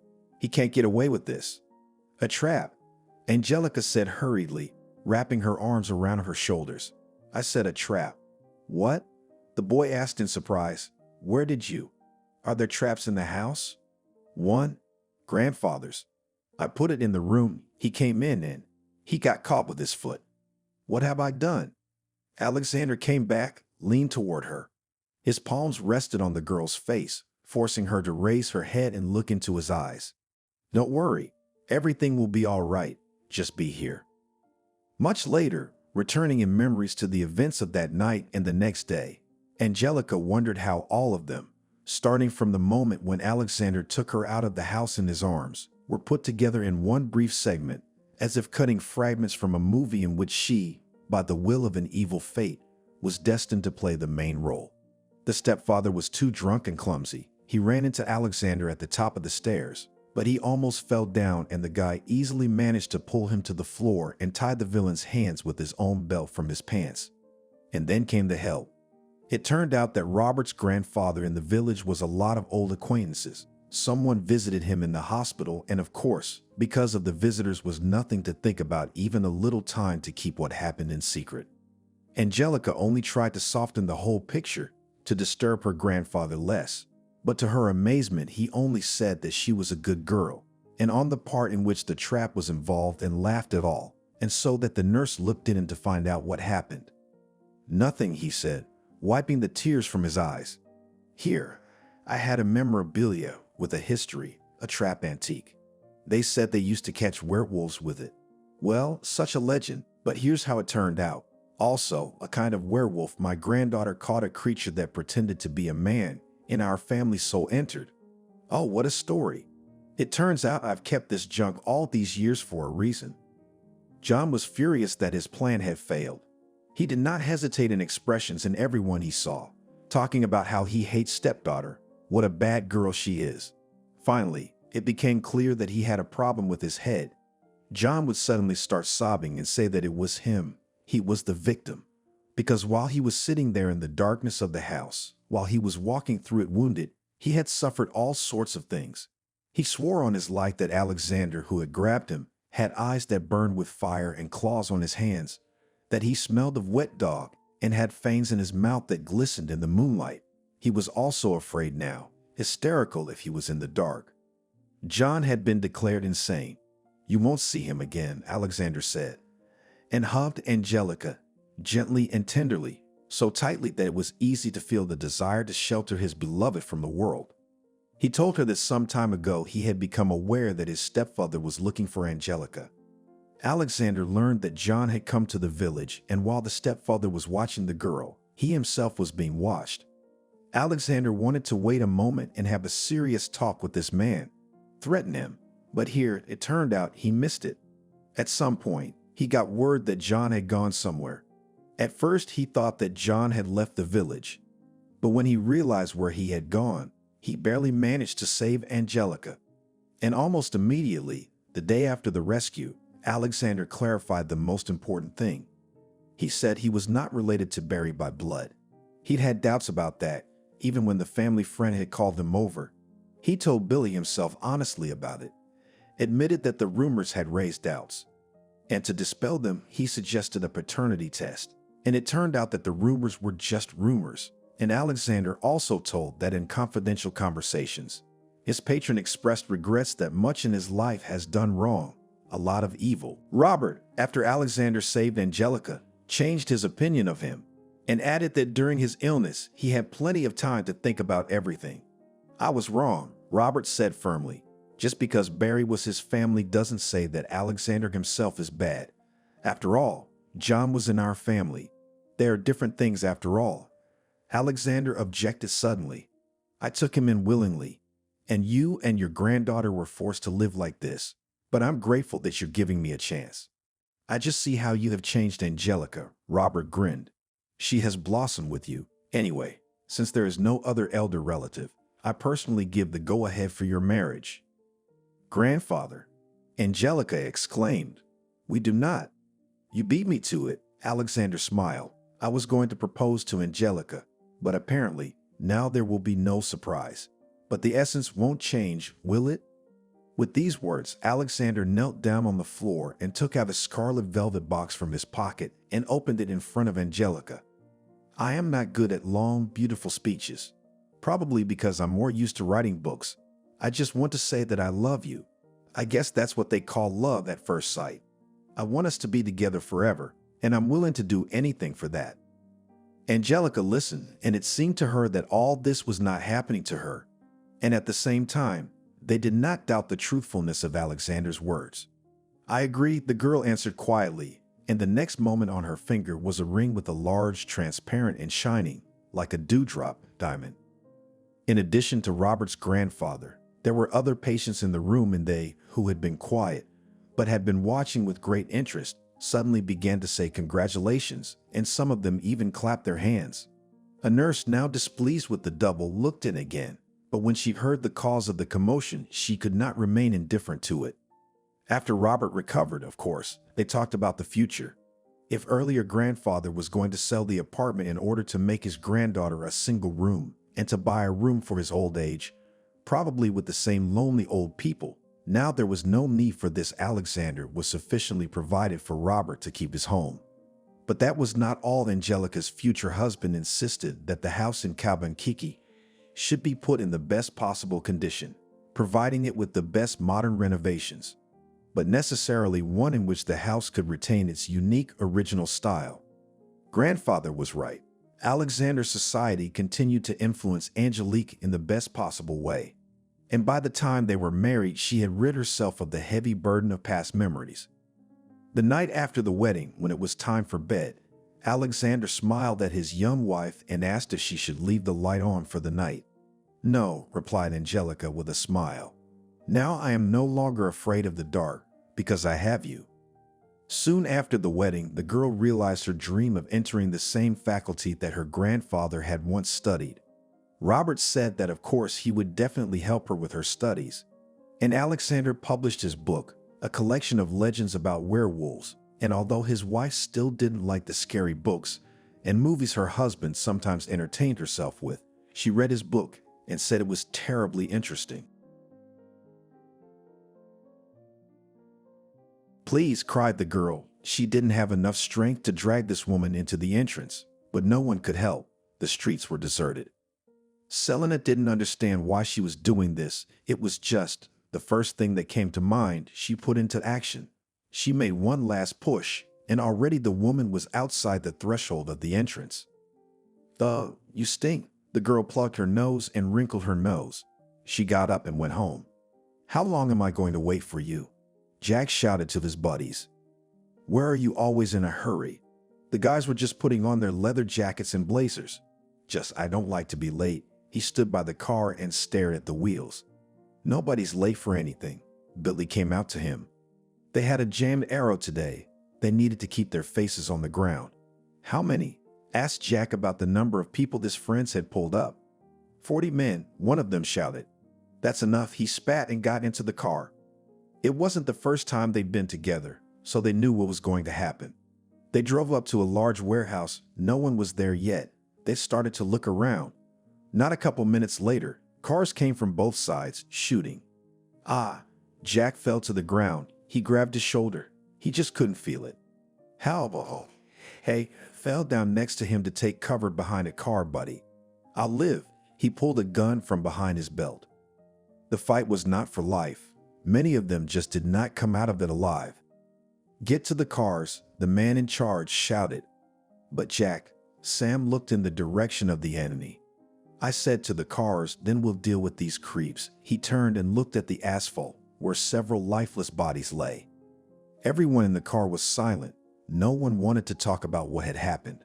One thing was clear: there was no need to ever rush into anything. Those guys were saved by the effect of surprise. They saw where and how Jack's men were standing. "To the restaurant," the young man said sharply to the driver. They turned, stopped in front of a beautiful building. Jack got out of the car. His cronies followed him. Quiet music was playing in the room. No one was there. "Waiter," Jack called irritably, because there was no one in the room at all. Now, a woman's voice was heard. And now she came out from around the corner. The young man fixed his eyes on her. A tall girl with a chiseled figure. Short black hair, snow-white skin, red lips, and a short skirt made her irresistible. "Mine." Jack turned to his companions. "What do you want?" The girl approached and began to smile. "You." The young man grabbed her by the waist and pulled her closer to him. "What are you doing?" "I'll call the guards." She was afraid. "Don't worry, I won't hurt you." He sat her down next to him. "I can't sit here," she looked back. "With me, everything is allowed." He looked at her and admired her.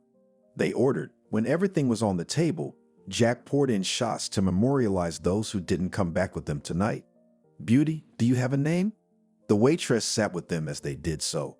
"Inga," she said, looked at him and smiled. "What a beautiful name, and I'm Jack. I feel like you and I were made for each other." He nuzzled his nose into her neck. "I think you'd have to know a person a little bit to say that," she coquetted. "I don't need anything. I can see everything." He pressed himself against her again. Ange liked that kind of treatment. She had wanted someone to like her for a long time. Today was her first shift at the restaurant, and such luck. They sat at the table until the evening, and then Jack stood up and held out his hand to Ange. "Are you with me?" he asked. "If he says that, he's not asking about tonight. He's asking about forever," whispered someone behind Ange. "Yes," she gave him her hand and got up from her seat. He nodded his head. That meant no one was getting in the car with him. The two of them went there alone. The girl looked out the window. They drove past various stores and other storefronts. It seemed to her that this man would do anything for her. She would be happy in this life. Jack was generous. He spared nothing for his girl, buying clothes, flowers, gold, anything she wanted. Inga didn't know what he did, but it didn't matter to her. She simply idolized her young man. "Does it hurt?" She approached him when he entered the apartment. "Go away," he could have snapped at her, but Inga didn't notice it. Let it pass her ears. "Jack, let me blow on it," she said at him affectionately. "Inga, there's nothing there." He wrinkled his nose as he moved his hand. "Why are you doing all this? What if they kill you?" That was what the girl feared more than anything. "Spit." He glared at her until she did. "I'll go." She went to the kitchen. "Bring something to drink," he asked in a loud voice. Right now, Inga was happy to do anything for him. "And let's get married." He took her in his arms. They had been together for almost 6 months. Sure, she kissed him on the nose. Then I'm telling the guys to make sure it's all good. He set her on the floor, slapped his palm on her butt, and stared after her. What are you doing? She turned around and made big eyes. To buy a wedding dress back then, you had to have quite a few connections or try really hard, but Jack had both. He made a couple of calls, and the next day Inga was trying on a white dress. So it's big for you sat next to her friend Oksana. She thought it would be just Are you stupid? It can be sewn, but no one else has it. Only me, she shouted at her friend. And don't yell at me, the girl got up, came to Inga and started to pull the fabric. Yes, this will be just right. They looked in the mirror. Jack was getting ready too. He bought a suit. He really didn't want to wear a tie. I feel like I'm going to put all this on, and then you'll put me in a coffin, he said. What are you talking about? Said his witness and best friend, Billy. All right, help me. The groom stood in front of him to tie his tie. What's there to do? The guy was twirling 2 ribbons in his hands. Oh, all right. Jack pulled it all off. Who made up that I have to wear a tie? That's right, supported his friend. They were ready. The cars were decorated too. Now all that was left was to pick up the bride and drive to the registry office. The groom could not embarrass himself in front of his friends and the rest of the gang, so the best restaurant in town was ordered. The wedding party sang and sang until the morning, and the next day the guests who urgently wanted okroshka and brine. Well, wife, now I need an hair, kissed her in the evening young man. There will be for you an hair and heiress. Inga laughed rinningly. Well, I'm on business. He went out and slammed the door. Not even 3 months later, as the girl realized that she was expecting a child, and she informed her husband about it. See, you can have it any time you want. He was drunk. Were you with the girls? She pulled a hair off his jacket. Look, don't start, huh? He turned to her. What do you mean, no start? She moved closer to him. If you want to have everything, and you were nothing for it, do not start, advised the husband to his wife. It was the first time Inga had seen him like this. She backed away, thinking it was better for her to stay away. You my wife, I will always come back here. And women are women. He went to his room. Such a turn, Inga did not consider such a turn in her fate. She didn't know what her husband was doing, but she knew that he had a lot of money, an apartment and more than several cars. How are you? Jack asked her at breakfast. It could have been better. She didn't look up at him. Oh, are we offended? He pulled his chair closer to her.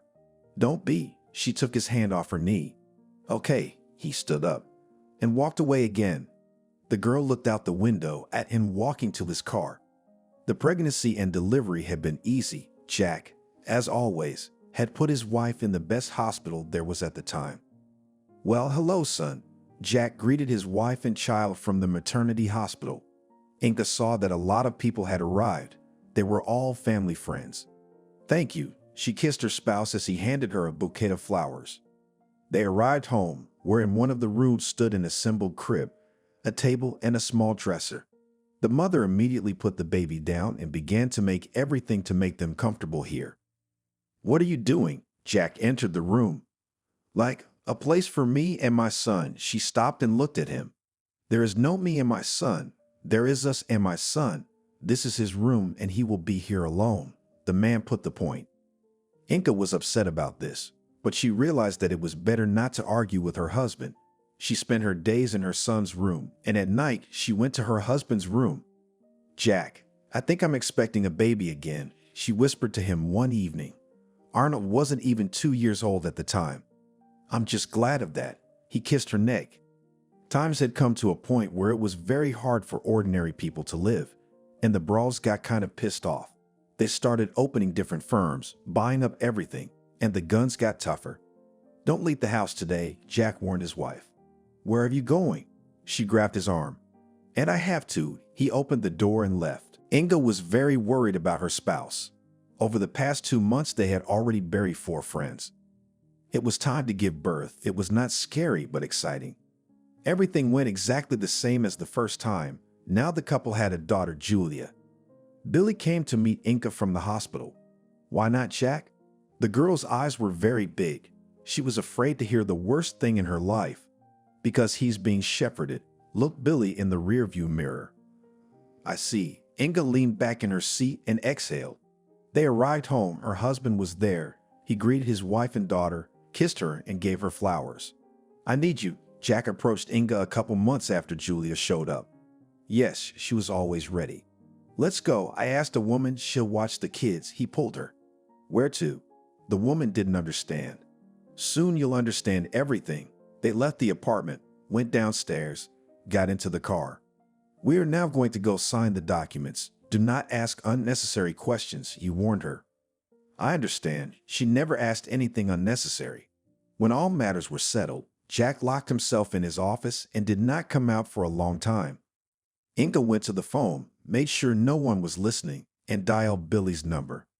Hello, she whispered. What? Does Jack know you're calling? He immediately asked a question. No.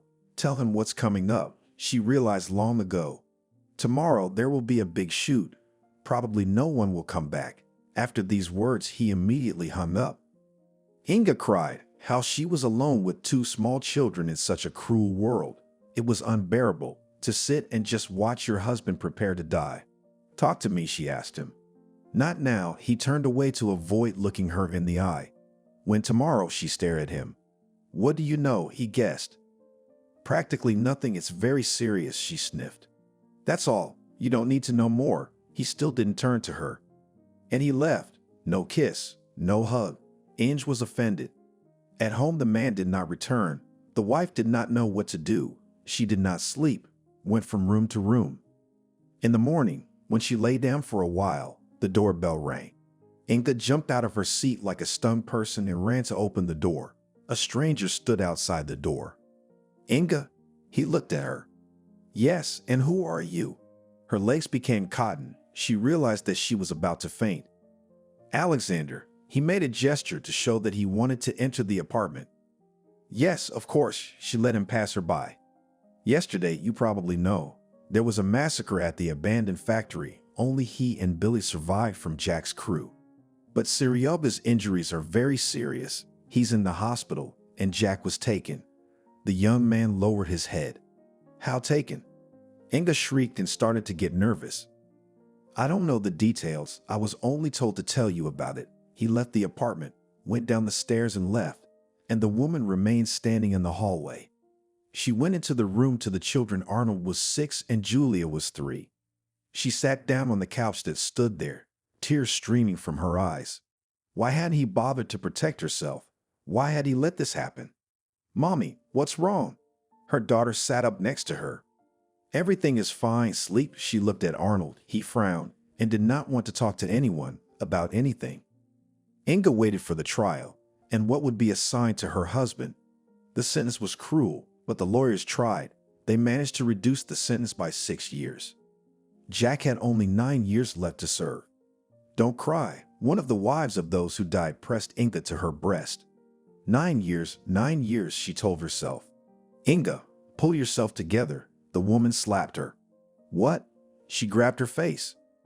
Nothing. My husband died. I have children at home and everything else, and you are killing yourself, she shouted at the whole corridor. I'm sorry. She didn't know what else to say. She returned home. Nothing was interesting. The children came. She fed them, did laundry, cleaned up, did everything else. She was in no mood. Hello, she came to the phone in the evening. It had been 3 years since Jack had had his trial. You didn't wake her up? Billy called her. No, just put the kids to bed. She lied. Of course, she'd been asleep for a while. Can I come over to your place? Why are you avoiding it? Asked the guy. Okay. The girl finally gave in. To be honest, she liked this guy since the first time they met, but she'd never told anyone about it. If Jack chose her, she'd stay with him. She'd never been alone with Billy because she was afraid of herself. But now, he'd asked to come over. Hi, he stood on the doorstep with flowers. Why? She looked at the bouquet. Why, you're a woman, and you like flowers. He was talking nonsense. Come in. She took the bouquet and put it in a vase. How are you here? The young man came into the room. As you can see, she waved her hands. Until now, Inga had saved on everything, lived on the money that was still from Jack, and his friends helped whoever they could. Yes, not much. He listened to Inga's story. What did you want? She wanted him to leave. Just to meet, to talk, to see you. He came closer to her. Billy, you're his best friend. She looked into his eyes. And what should best friends do? The right thing to do, the right thing to support at any moment. He finished and pressed his lips to hers. The woman's body so missed the man's caresses, she sagged toward him. Billy picked her up in his arms and carried her to the couch. Don't, she whispered, but she couldn't tear herself away from his lips. You're so beautiful. He undid the buttons of her blouse. They kissed. Billy was so tender, and at some point Inga felt someone watching them. She turned her head toward the door. Arnold was standing there. I hate you, he said, grabbed something off the table and threw it at the couple. Son. She jumped up, but he'd already gone to his room. Don't mind him. He's just a kid. He'll forget. Billy pulled her back. What? Practically 10 years old, little, you name it. She didn't know what to do now. Okay, if you want, I can say your daddy went and left your mommy and I'll help you with everything. He put on his jeans. When is Jack coming out? She stared unblinking at the man. When it does, everyone will have forgotten everything by now, laughed Billy. Since he offered, Inga didn't refuse. The children and she would be provided for again. And she liked Billy. A week later, they moved in with Billy. Where are you going? The man asked her as she gathered in the hallway. To Jack's, she looked puzzled. To Jack's, forget that name, you're my woman now, he said simply. Then he would realize everything at once. Inga was afraid. Calm down, everything will be all right, I'm near. He came to her and helped her take off her coat. Of course, Billy was very self-confident. Arnold grew up a mean boy. He hated his mother because she betrayed his father, and he felt even more anger toward her new suitor. Why are you looking at me like that? Billy asked him when they were all sitting at the table together. Traitor, how could you? He trusted you with everything. You were his best friend, the boy said through gritted teeth. You're too young to talk about such things. The man smiled back. I'll grow up and kill you, the boy promised him. All right, agreed Billy. And so they lived. Julia was a quiet girl. She never fully understood why her brother hated these people. She loved her mother, and she was neutral toward Billy. But their quiet life ended when Jack came back. He was no longer the kind uncle who loved his wife and children. His son had written to him long ago to tell him what had become of his wife. All these years he dreamed of looking his friend and his wife in the eye. Well, weren't you waiting? He was standing in the doorway when Billy opened it. Jack, hi. He reached out his hands to him, but was immediately punched in the face. What are you doing? I meant well. His friend looked at him. Yeah, you did. He nodded and went inside the apartment. Inga was sitting in the room talking to her daughter. She saw Julia's eyes get big, turned around, flinched. Jack, what are you doing here? She knew this was going to be bad. It's you, what are you doing here? Pack up quickly and let's go home, he yelled. Where's Billy? She was shaking. Ha, show you him? The man returned to the corridor. He took his former friend by the scruff of the neck and threw him into the room. Inga saw that between his legs were all bloody. What have you done? She was so frightened that she didn't even think about the children seeing all this. The sooner you pull yourself together, the sooner I'll call an ambulance, he smirked. That's it, we're ready. Call it in, and she thought. She could come back for her things next time. Whatever you say, darling. He went to the phone and dialed the right number. After that, together with the whole family, they went to the place where they used to live. And how could you think of such a thing? To leave me, ha? And to whom? To Seryoga? He could not calm down. Jack, I'm sorry. I thought it would be better for the kids. She lowered her head. Trust me, no one will be better off now. He laughed again. They arrived. They got out of the car. Inga could see people walking by. She wanted to shout for them to stop and help her, but there was no way to do it. Daddy, how glad I am that you came. Arnold did not leave him. Yes, son, but I'm not very glad. He turned his head toward his wife. She was standing by the mirror. What are you looking at? He shouted sharply. What are you doing? She turned around and didn't understand. He hit her on the back of the head with force. She banged her face against the mirror, shattering it. Those were her first scars. Arnold, call an ambulance. She begged her son. You call it. He stood watching his mother bleed to death. Why are you so angry? She was crying. She was hurt and offended by everything that was happening. Inga saw that her daughter was dialing a number. A few minutes later, their doorbell rang. The doctors were horrified at what had become of the woman's face, but she didn't say who had done it. Slipped on the floor and fell, she told the medic. Yes, she nodded. How bad? She looked up at the medic. Badly, he nodded. Scars. Tears came to her eyes again. There will be. The medic didn't hide it. She returned home with a bandaged face. Julia came to her. She sat next to her mom and stroked her arm. What, Mommy, are you paying for your mistakes? Arnold stood in the doorway. What did I ever do to you? She didn't understand. It hurt to speak, so she turned away and didn't want to say or hear anything else.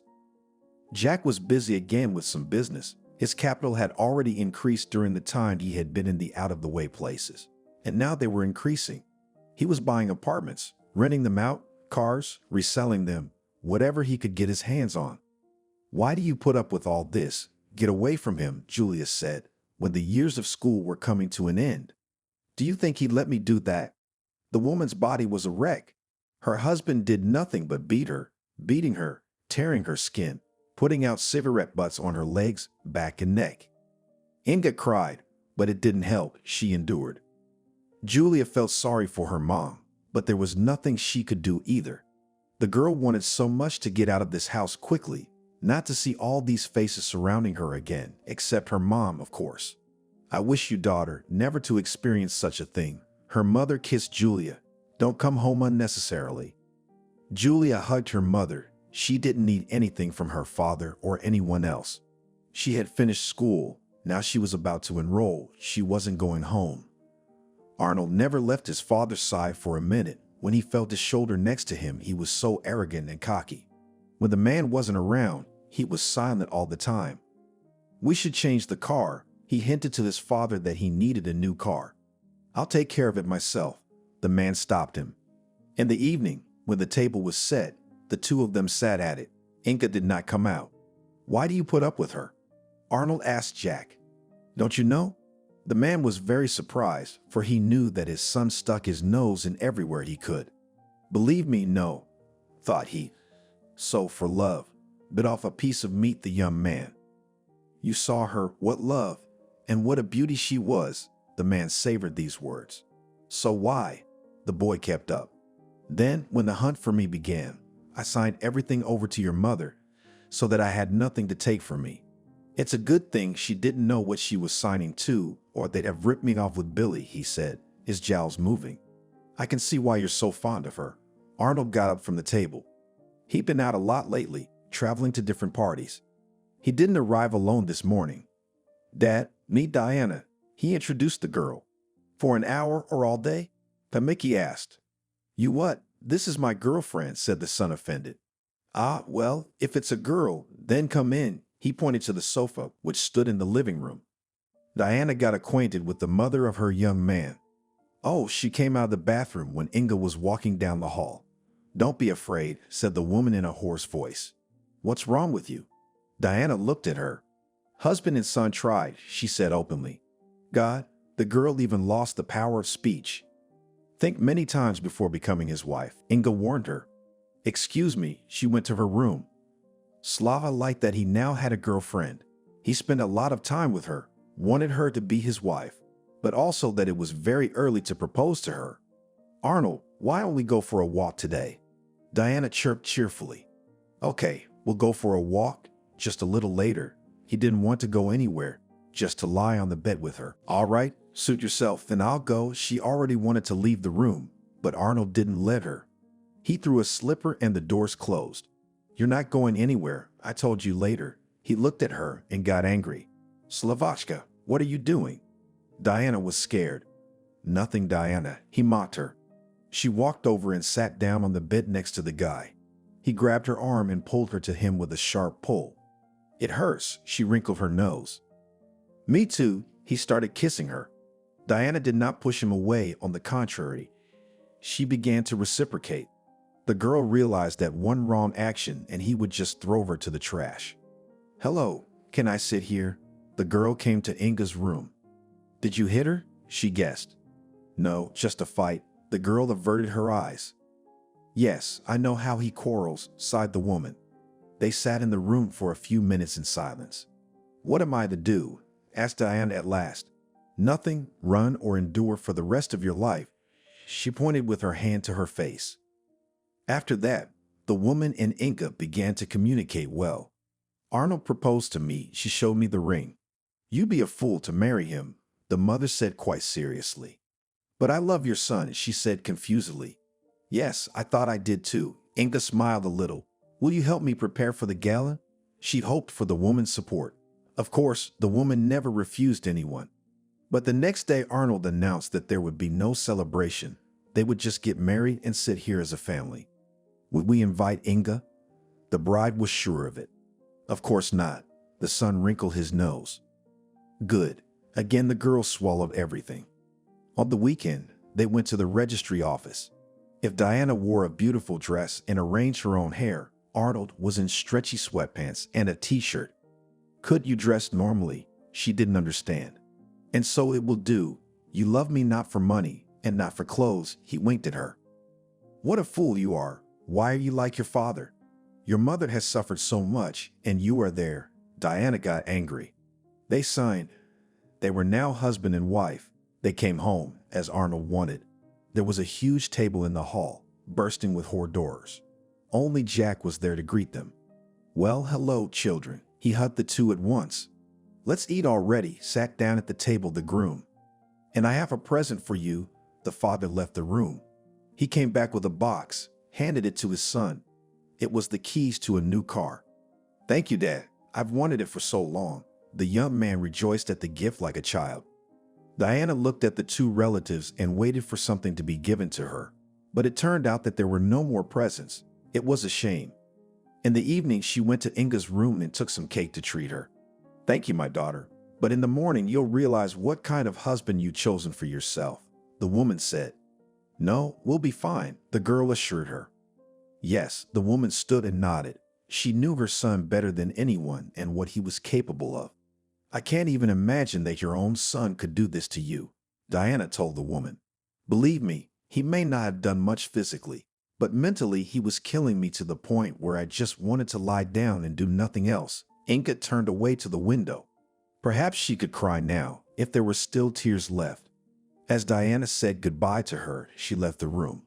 The girl had no idea that all the things she had said today were to be experienced by her. Where have you been? She entered the room and heard the voice of her drunken husband. Arnold, what are you doing? She came up to him like a pussycat. What? That's what he hit her in the face. She flew right back to the door. The girl was lying there, looking at the young man with frightened eyes. What do you think you're doing? She started to get up, but he wouldn't let her. You went to see her, didn't you? Do you want to become like her? Only I turn away, immediately to my friend you will go away. Stood over her and spoke haughtily. What friend? You don't even have any friends. Diana didn't understand anything. No friends. Again she received a blow in the side.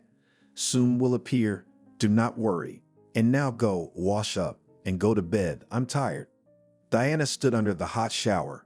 Tears flowed down her cheeks. She didn't know what to do now. Inga was right when she said he was like that. Why did she take this step? Why did she marry him? Why did she pretend to some riches? And life, what about it? She couldn't stay in that shower forever. She had to get out at some point anyway. And Diana was out of there.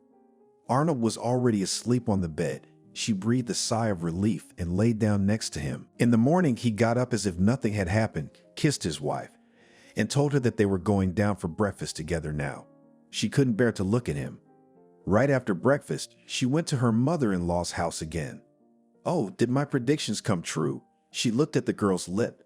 Yes, you were right. He was drunk last night, and everything happened as you said. Diana is ashamed to admit it.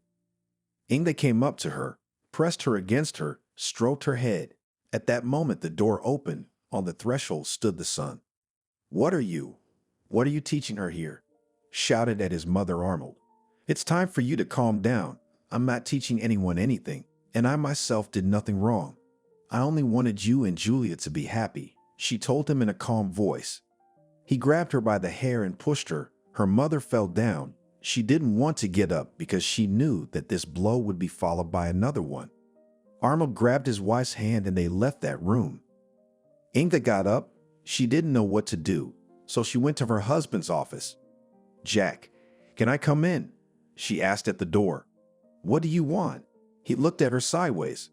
"I want to talk to you." She sat down in the chair across from him. "Talk.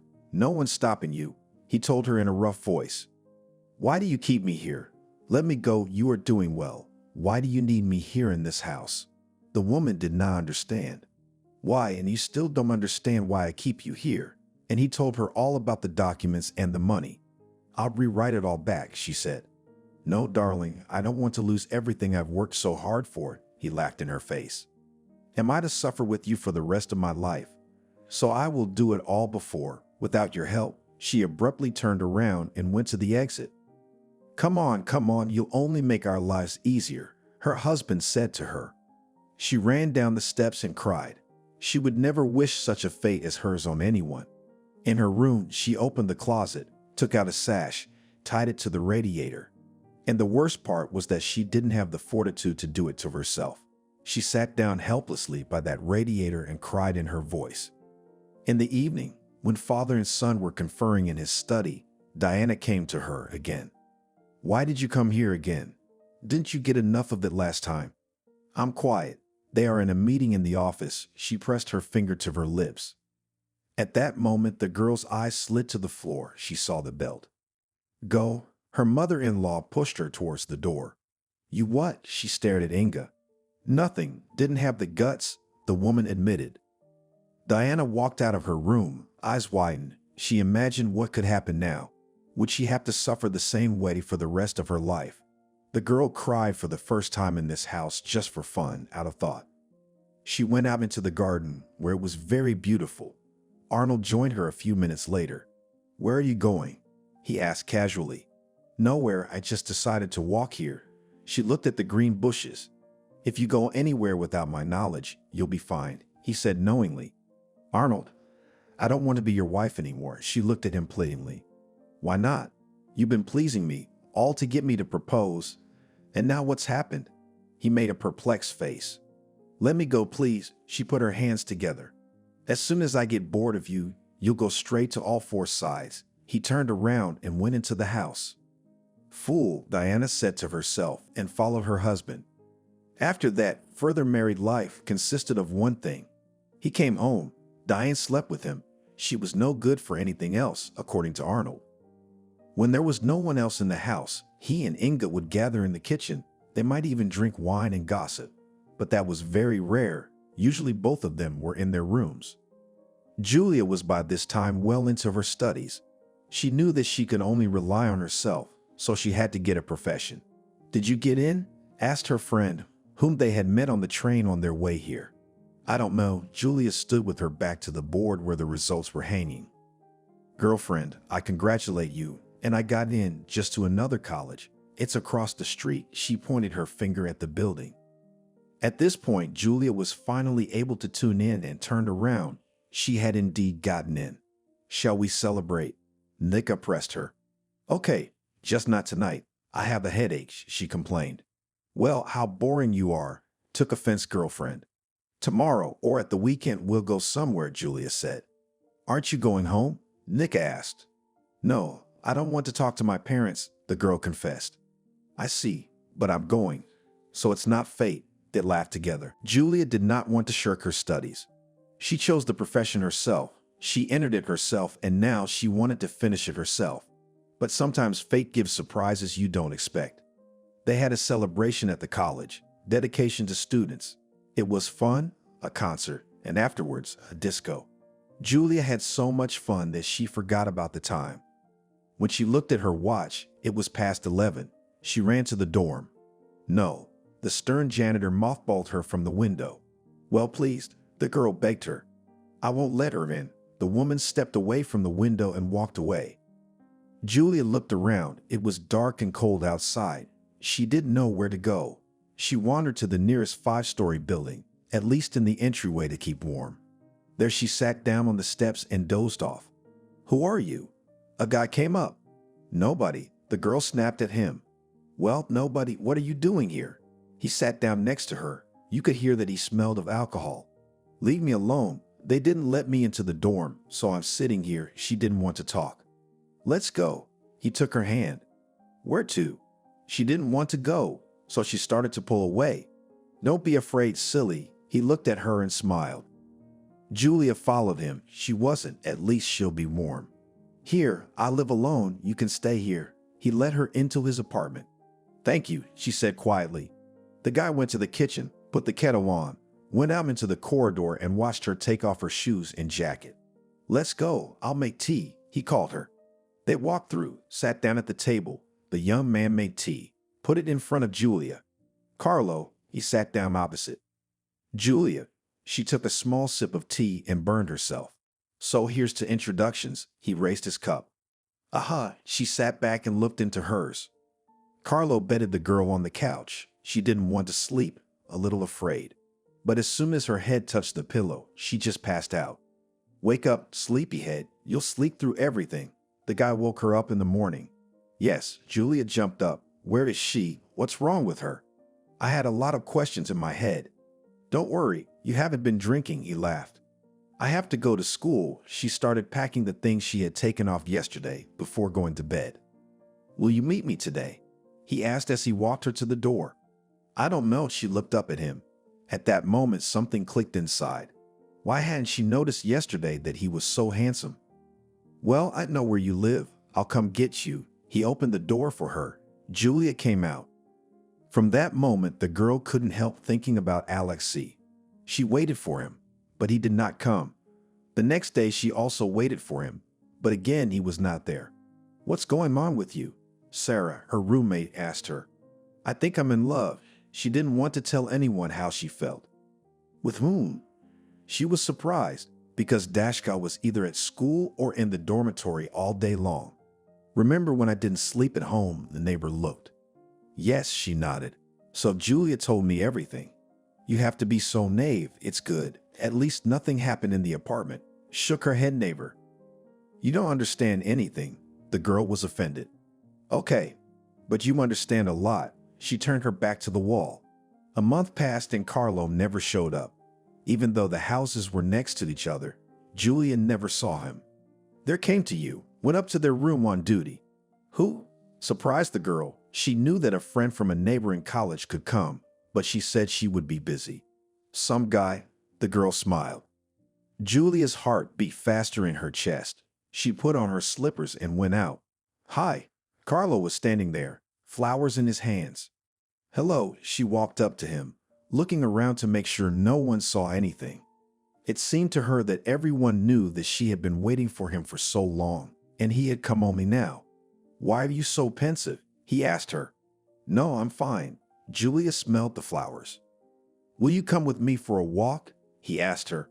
I don't know, she shrugged. Come on, I'll tell you where I've been. He pulled her by the arm, just like that time in the entryway. Okay, I need to change. She took her hand out of his and ran upstairs. What, you're here? The roommate asked. And I'll ask you to be jealous in silence. Julia laughed and left the room. They walked through the streets of the city. Carlo chattered incessantly. I'm sorry I didn't come. I was sent on a business trip, so I was there all this time. He turned to her, and now he was walking ahead of her. Why are you telling me this? I don't care. She made an indifferent look. Thought you were waiting. The guy saddened. Come on, waited a couple days. She told him the secret. Well, I'm here, and now I'm not going anywhere. Carlo was so happy, talking all the time, laughing. Okay, they had been outside for hours. The girl was freezing. Shall we go to my place? He asked her as they walked towards the dorm. Let's not tonight. She didn't want to rush things. Okay, whatever you say. He led her to the door, and then the young people stood opposite each other for a long time. Julia was thinking, even waiting for him to kiss her, and Carlo was in thought. He certainly wanted that kiss, but he was afraid to scare her off. They just said goodbye. The heart in the girl's chest was pounding, even pounding. She thought everyone could hear it. She had finally and irrevocably fallen in love with him. Now Carlo came for her every evening. They either went for a walk or went to his place. Why don't you want to move? It's better in an apartment than in a dormitory. Every time he asked. You know, I'm used to it. She was telling the truth. Okay, I'll wait. He was stubborn. So wait, she said, like a queen. But after New Year's Eve, the girl agreed and they started living together. How happy I am, you can't even imagine. The guy woke up every morning. Enough for me to talk about it. I'm happy too, she told him and kissed him after that. With her parents, Julia never communicated. She didn't think she needed to. She felt sorry for her mom. She thought she was going to get on her feet and take her in. Why are you so sad? Carlo had seen her like that a lot. No, you just thought she was looking away so he wouldn't see her tears. Well, that's your business. I won't interfere. After saying that, he climbed out from under the blanket and went to the kitchen. Julia looked at her lover and could not understand how such a chance meeting could bring her to such a wonderful man. You don't know anything about him, her friend told her. So what? I can see the man, Julia countered. Okay, that's your business. The girl dismissed her. From that moment on, Julia stopped talking to everyone from her past circle. She gave all of herself to Carlo. Why don't you ever talk about your parents? Carlo asked her once. I don't want to. I'm not doing well there. She didn't want to deceive him. Okay, I'm not bothering you. He kissed her. One day, Julia went to the store. On the way, she met a classmate. They walked together, talking about something on the way. Carlo came home at that moment, knew where his girlfriend went out to meet her and saw this picture. Who was that? He asked her at home. An acquaintance we studied together. She was sorting out bags. And why she did not pay attention to this situation, Julia still does not know. In the summer, after the first course, the young man proposed to his beloved. She, of course, agreed. What kind of wedding do you want? He asked her a week after the proposal. None, she laughed. What do you mean? You're turning me down. You could see the guy was angry. I just don't want it. She was honest with him. Oh, you scared him, he exhaled.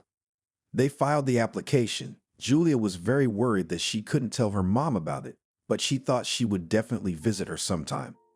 After the marriage, the young people didn't go anywhere. They just went on with their lives. We're so boring, Julia said to Carlo. What do you miss? He asked. I don't know, she sat on the couch and shrugged. If you want, you can go out, he suggested. Well, she was going to ask him about it, but she didn't have the guts.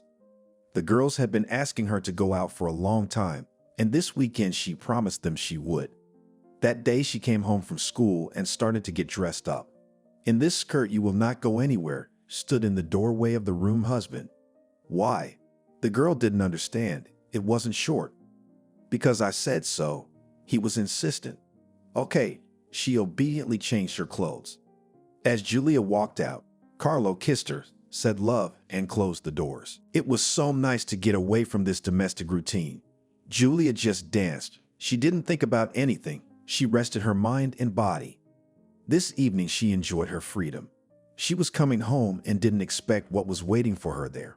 I'm home. She entered the apartment. Did you have a good time? Her drunken husband came out into the hallway. Carlo, you let me go, didn't you? She didn't know what was going on. Yes, I did. I thought you'd say no, that you'd spend time with me. His tongue was slurring. What's going on? She went into the room. There was a table by the couch, and on it were some shots and a bottle. I'm out. As you can see, I'm having fun. Who were you with? He grabbed her arm. What are you doing? You're hurting me. Fear appeared in her eyes. She remembered how her father used to beat her mother when she was a child. Oh, you, he pushed her. Julia didn't wait for him to continue. She grabbed her shoes and ran out of the apartment. She didn't know where to go. There was only one option, the dorm. Hello, can't you let me in? She asked the janitor. If only for a visit. She looked at the desk clerks. Thank you. Julia began to think about what she should do. When the former roommate came out to her, she quickly told her everything, asked her to find a way out. So here is the address. There lives my good acquaintance. Say that from me and tell everything. She gave her a piece of paper. Thank you. The girls hugged each other. Julia was scared to go because there was a guy there again, not a girl. But she had no other choice, so she went. Hello, they met. Julia told Michael everything. He stepped in and let her spend the night. Thank you. She thanked him in the morning she left. She thought she would never need his help again. Just as Julia thought, Carlo found her at her studies. While they were in public, He spoke to her affectionately, asked her questions, but without pressure. At home, it started all over again. The only consolation was that he was sober. Why do you behave like this? Julia could not understand in her head. Such a nice and caring, before the wedding, a young man became inadequate as soon as he put a ring on his finger. And you? He asked her a counter question. What about me? She looked at him. The conversation was not working. Going everywhere, unknown with whom and where you sleep. Tell me, where were you today? He came very close. At a friend's, she didn't want to lie because it could be worse. You see, at a friend's, he emphasized the last syllable. Julia went to the kitchen. She didn't want to talk. It was all empty. The girl wouldn't prove anything. Carlo didn't go after her. After that, they didn't talk for about a week. And then Carlo came home with flowers. What's the occasion? Julia came out into the hallway. I'm sorry, my love, I overreacted. He handed her the bouquet. Good, she really thought, that he understood and realized everything. But it didn't last long. There was a corporate party at her husband's work. You're coming with me tomorrow, he told her. I have an extreme session coming up. I can't not prepare for it. She looked up at her husband. Nothing. One evening will not decide anything. Everyone will be there with their wives, insisted the young man. All right, Julia agreed with him. The next day, she put on a beautiful dress, painted her eyes and lips, and went out to Carlo. Wow, what a beauty you are. He opened his arms to hug her. Let's go already, she laughed. The evening was fun. At first, everyone was just sitting around the tables, making speeches. Then the music started, and everyone got on the dance floor. Julia tried to behave so no one would say anything to her husband. How I envy Carlo, a representative man approached her. Yes, Julia turned to him, a smile on her face. Yes, at that moment slow music played. The man held out his hand to her. She didn't refuse. They started moving to the tune. At some point, Julia saw her husband. He was standing there, all red. His jaundices were going in different directions. I'm sorry, I have to interrupt our dance, Julia said quickly to the stranger. What a pity. He saw her off with his eyes. What do you think you're doing? Boiled Carlo. He was pretty drunk again. Beloved, calm down. She was afraid that the scandal would start right here. Let's go home. They walked towards the exit. The man who had just danced with Julia caught up with them. Sorry, you left it. He held out the hairpin to her. Thank you, she smiled. At this point, the young man couldn't take it anymore. He swung around and punched the man in the jaw with all his might. The man went flying, and for some reason, the image of Billy, whom her father had dragged into the room in bloody pants, came to Julia's mind. He yelled when he saw Julia running away from him. He caught up with her, waited for a cab to pull up, put her in the car, and they drove home. As always, Carlo was silent in front of anyone, but at home, he was on the loose. Stop. She yelled at the whole house, but no one could hear her. What's wrong with you? In the morning, Carlo went into the kitchen to get a drink of water. Julia was lying on the couch. When he didn't hear an answer, he walked over. He pulled the blanket open and recoiled, sat down next to her, grabbed his head. Julia lay there, her face resembling a bloody mess. What have I done? Carlo went to the phone and called an ambulance. Thank God the girl was alive. They put her in the hospital. As soon as Julia felt a little better, could see and walk, without asking anyone, the girl just ran out of there. She drove home to her parents' house, thinking that if Carlo was there looking for her, her father would still intercede. Whatever their relationship, she's his daughter. Hey, she came in the house. What happened to your face? Her brother asked her from the door. Nothing. She walked up the steps to her mom's house. Julia rushed to her Inga. She first hugged and then pulled her daughter aside to look. It can't be, she cried. Maybe. Apparently it's fate, she cried. Everything will be all right. Ask your father for help. He won't refuse, the mother advised. The father, when his daughter turned to him, thought of nothing better than to send her out of the country. First, they formalized their divorce, and then Julia flew abroad for a few months. As expected, Carlo arrived. It was unclear why he procrastinated so long. Inga assumed he simply hadn't visited his wife in the hospital. Where's my wife? He burst into the house and was immediately punched in the face. This is my house, and only I can raise my voice here. Jack came out to him. Where's Julia? Carlo clamped his nose. That's something you'll never know, said the man sternly. What are you keeping a guest on the doorstep? Came out to them. Arnold, come in. They all sat together in the house. In Carlo's hands was a glass with something strong. Tell me, what happened? Julia's brother said. Carlo began to mutter to himself that he was jealous and drunk. He couldn't help himself. And the last time I broke the CEO's face, I got fired, and I couldn't get over it. He looked up at them. Yeah, the story. Jack looked at him. He didn't know what to do. Okay, Julia's not home. Here's my card. Come on, buddy. Go home. Call me if you need anything. Arnold escorted him out of the house. Carlo drove home. He had new friends now.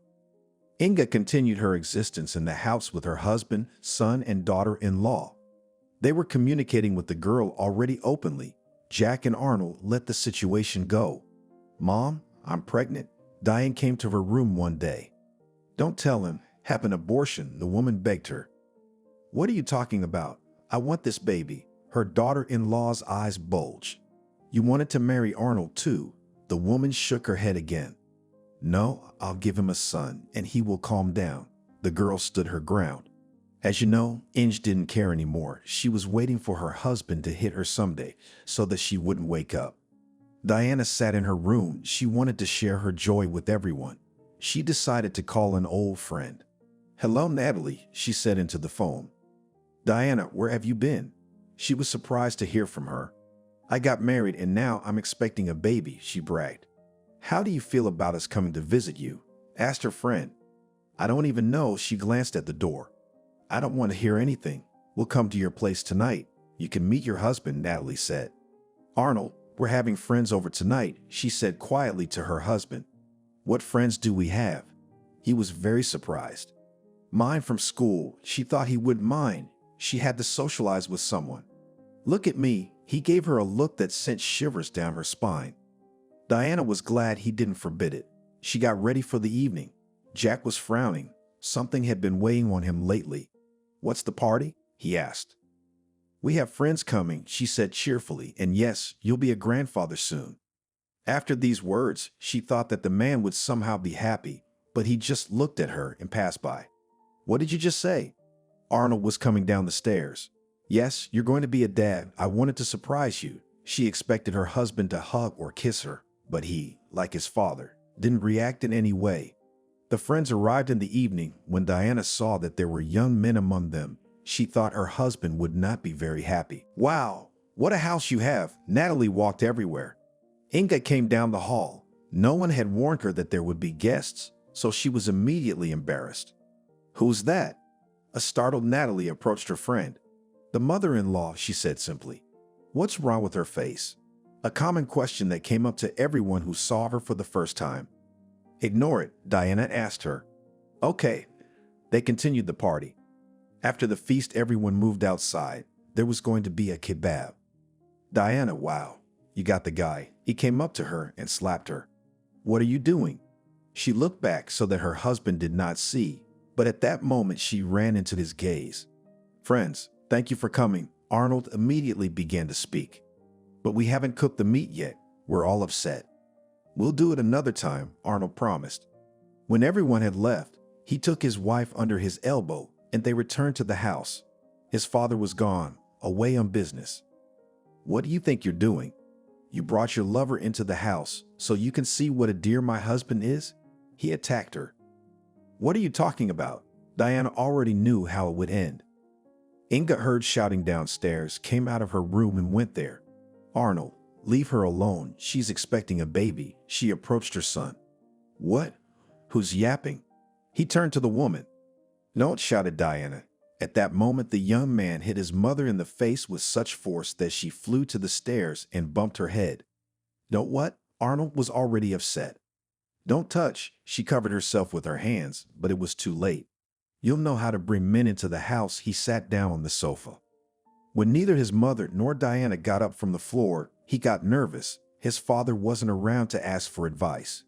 The young man stood up, walking over to the woman first, blood oozing from her head. Get up, he prodded his wife. Fuck you. Diana saw that she was bleeding too. Only downstairs she understood. Fuck you. I'll go to you now. And again the shock and darkness. The woman and the girl woke up in the hospital. Inga had a severe concussion and Diana had lost her baby. What are you doing? Jack started yelling at his son. You weren't there. What was I supposed to do? The boy whined. Okay, we'll figure something out. He pulled out a briefcase. When the doctor came in to see Inge, she was lying there staring at him with empty eyes. Will you be writing a statement? He asked her. What statement? She pretended not to understand. I see. He left the room. Diana was crying. She knew she didn't want to be with this man anymore. But how to get rid of him, she didn't understand. I write a statement or we get a divorce. She gave him an ultimatum. We'll see. He wanted to say something to her, but he turned and left the room. We have to do something, Jack said to his son at home. What do you mean? Arnold didn't understand. With your mother, she's got a bad headache. She won't do anything now, the man was sure. What's the plan? The young man was ready to listen. First, you must divorce your wife. You do not need her, only problems, advised the father. Well, I was going to do that myself, he admitted. After that, find your new friend, Carlo, I think, who lived with Dashka. We will give him the most difficult task, the man said point by point. Understood, Arnold smiled. After the conversation with his father, he began to immediately put the plan into practice. First, he went and negotiated a divorce. It didn't take long. Hey, he walked into Diane's room. What do you want? She was very angry with him. Here, he put an envelope of money on the table. I filed for divorce, you're free. Here's some money for the first time. Did he say everything? She looked at him contemptuously. Yeah, he didn't even say goodbye. He just walked out of the room, that's all. After that, he looked at his mother. She was lying in bed smiling. He realized what his father was talking about. Arnold left the hospital and immediately called Carlo. An unemployed guy could use the money. You got it? He talked to him. Yes, as soon as you call, I will be at your place, promised the young man. That was the end of their agreement. It remained to wait for Inga to be discharged from the hospital. They didn't have to wait long. Not even 2 weeks later, she was already home. Hi, Jack said hello to her. She just walked past him, humming something to herself. Crazy, Arnold said it after her.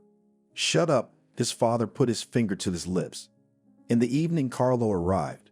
Now listen carefully, Jack began to say. Now you go to your ex-mother-in-law. Tell her you want to talk. As if you feel bad after the divorce with Dashka. Cry, bring tea. Beforehand, dissolve this in hot liquid. No one will ever figure it out. After his words, Jack gave Carlo a capsule with a clear liquid. Do I have to kill her? The boy was frightened. Think about it. Arnold showed him a thick envelope with money. And why do you need it? Did not understand the young man. After her death, we will receive the inheritance, said Jack. I see. Carlo understood everything now. Today, he spent the night in this house, and for tomorrow the plan was to be executed. Carlo went to Inga's room after lunch. He asked if he could come in, she smiled. Hello. He entered then uninvited. Come in, she sat him on a chair. Do you remember me? I'm your daughter's ex-husband. He was nervous, and Inge sat looking at him, happiness on her face. And then Carlo started crying. How bad he felt, how tired he was, and all the other things Jack had told him. How about some tea? He asked. Wouldn't say no, she looked at him. Now he left the room. In the kitchen he did as he was told. There's our tea. He brought a tray of cups and cookies into the room. Look, I had a delicious roll in the cupboard, the woman asked. Okay, he got up, but he didn't find any roll there. Well, I have to go. They finished their tea. The young man got up from his seat and went to the door. At that moment, the woman just fell off her chair. Carlo came down the stairs. He was happy. Arnold handed him his fee. After that, he advanced home. What now? The son looked at his father. We'll wait until night and take her out into the woods, the man said. Until then, Inga lay on the floor. All evening, Arnold agonized over what would happen to them if anything came to light. But he looked at Jack and realized that if he was calm, there was nothing to worry about. When night fell, they loaded the woman's body into the car and drove away. They drove far away so that no one they knew would find her. This would be fine, Jack said. His plan was to leave the woman here and report her missing a few days later. Doctors would confirm that she was insane, left home on her own, got lost, froze, and died. That's it, we have no more burdens. The man shook off his hands. You're right, they got in the car and drove home. Early in the morning, the forester went around his property, looking to see if anything was caught in the traps. When he reached the edge of the forest, he saw a beast lying on the ground and came closer. Lord, he began to be baptized. He sat down and looked at the woman. He didn't know what to do with her. The old man pulled up his wagon. He loaded the woman into it. He was afraid that he would be blamed for the death of this unfortunate woman. He saw that on the outskirts of the city, there was a place where homeless people were fed and hot lunches were brought to them. So he decided to take the woman there. Who are you? Inga opened her eyes, and several overgrown and bad-smelling people were leaning over her. We found you here, squeaked one of them. And who am I? She looked at her hands. She's not well at all, said an old man with a large beard. He might not have been an old man, but the look of him said so. Inga was lifted to her feet, dizzy and cold. She was shivering. Come with me. The same man held out his hand to her. Good. There was no tooth on tooth. Inge poured hot tea, so she joined the company. Don't you remember anything at all? Her new friends asked her. No, she shook her head and smiled all the time. Poor thing, everyone felt sorry for her. Everyone here was friendly. If food was brought in, pandemonium ensued. But when a cup of hot food fell into Inga's hands, she simply enjoyed it. She had a warm jacket. It was a few sizes too big, but it was so warm. Come on, a man called out to her. Apparently, he was not all right in the head either, because he kept telling everyone that he was an academician. With him, Inga began to communicate closely.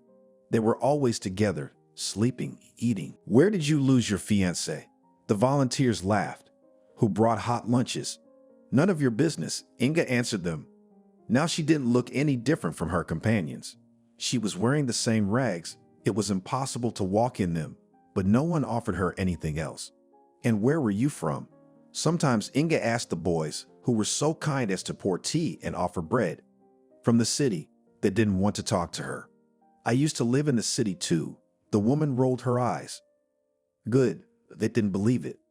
In the evening, Steve, with whom Inga was always together, offered her a bottle. Where did you get it? The woman wondered. It's not there anymore. He squinted slyly and took a sip. Come on, Inga wanted to warm up. It was winter ahead. It was getting colder. After a short conversation, Steve suggested that Inga leave this company and live alone. Don't tell me you're taking me to your academic apartment, laughed the woman. Look at Hugh. What kind of academic would look at Hugh? He showed his toothless mouth as he smiled. But still, they made it. Moved closer to the city. Here you could beg by the subway and beg around caves.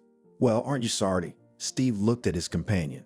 Soon it will be winter. What are we going to do? Go to the basement? Inga asked him once. Why didn't you say anything before? Exactly, it's warm there. The man tapped himself on the forehead. They came to one of the houses. The cellar was open, not like in many other houses. They settled there for a while. Now Inga didn't refuse when Steve brought a bottle. Once she took not one sip, but two. What are you doing? He poked her in the chest. Leave me alone, the woman said in a drunken voice. Oh, you, he pushed her. Inga collapsed on her side, lay like that. Sometimes she saw the janitor sweeping the yard, thought that she could also. Maybe they would have allocated a place for housing. But she didn't dare to come up and ask. That's how she lived with Steve. What's up, old girl? He coming all stinky and wet. Where have you been? She was very hungry. He wanted to say something else, but he took a step, stumbled, and fell. Inga came out of the cellar. It was very cold. She wrapped herself in the same jacket that she had once gotten. The woman was walking down the street. Everyone was avoiding her. She was very hungry and warm.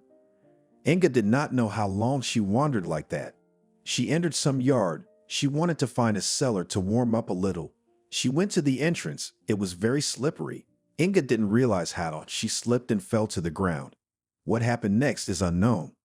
Selena lived with her mom. She wanted to get married or at least find a young man who would take her away from home. Everything was fine until recently when her mother brought a man into the house. "Mom, he's hitting on me," peeping in the shower, complained her daughter to her. "What are you talking about?" The woman didn't believe her. She was so happy that in her old days she had met a life partner.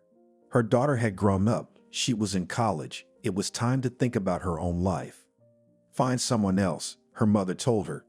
"Yes, you think that someone would be waiting for me around the corner?" Selena answered her sadly. "Well, let's get you an apartment." The woman offered the last argument she had. "You what? Where is the money from?" was surprised daughter. "Lenia said he would help," she parried. "Well, if he helps, then I agree finally. Her dream will come true, and she will live alone." As soon as the girl moved out, she began a completely different life. Now she could eat or not eat before her mother pointed it out, bring her friends to visit, and everything else. "Selena, you've blossomed," Mickey, who she had liked for a long time, told her. Like? She wanted him to go out with her or come and visit. Yeah, he didn't ask or say anything else. He just stood there silent. "Come and visit me," she plucked up the courage.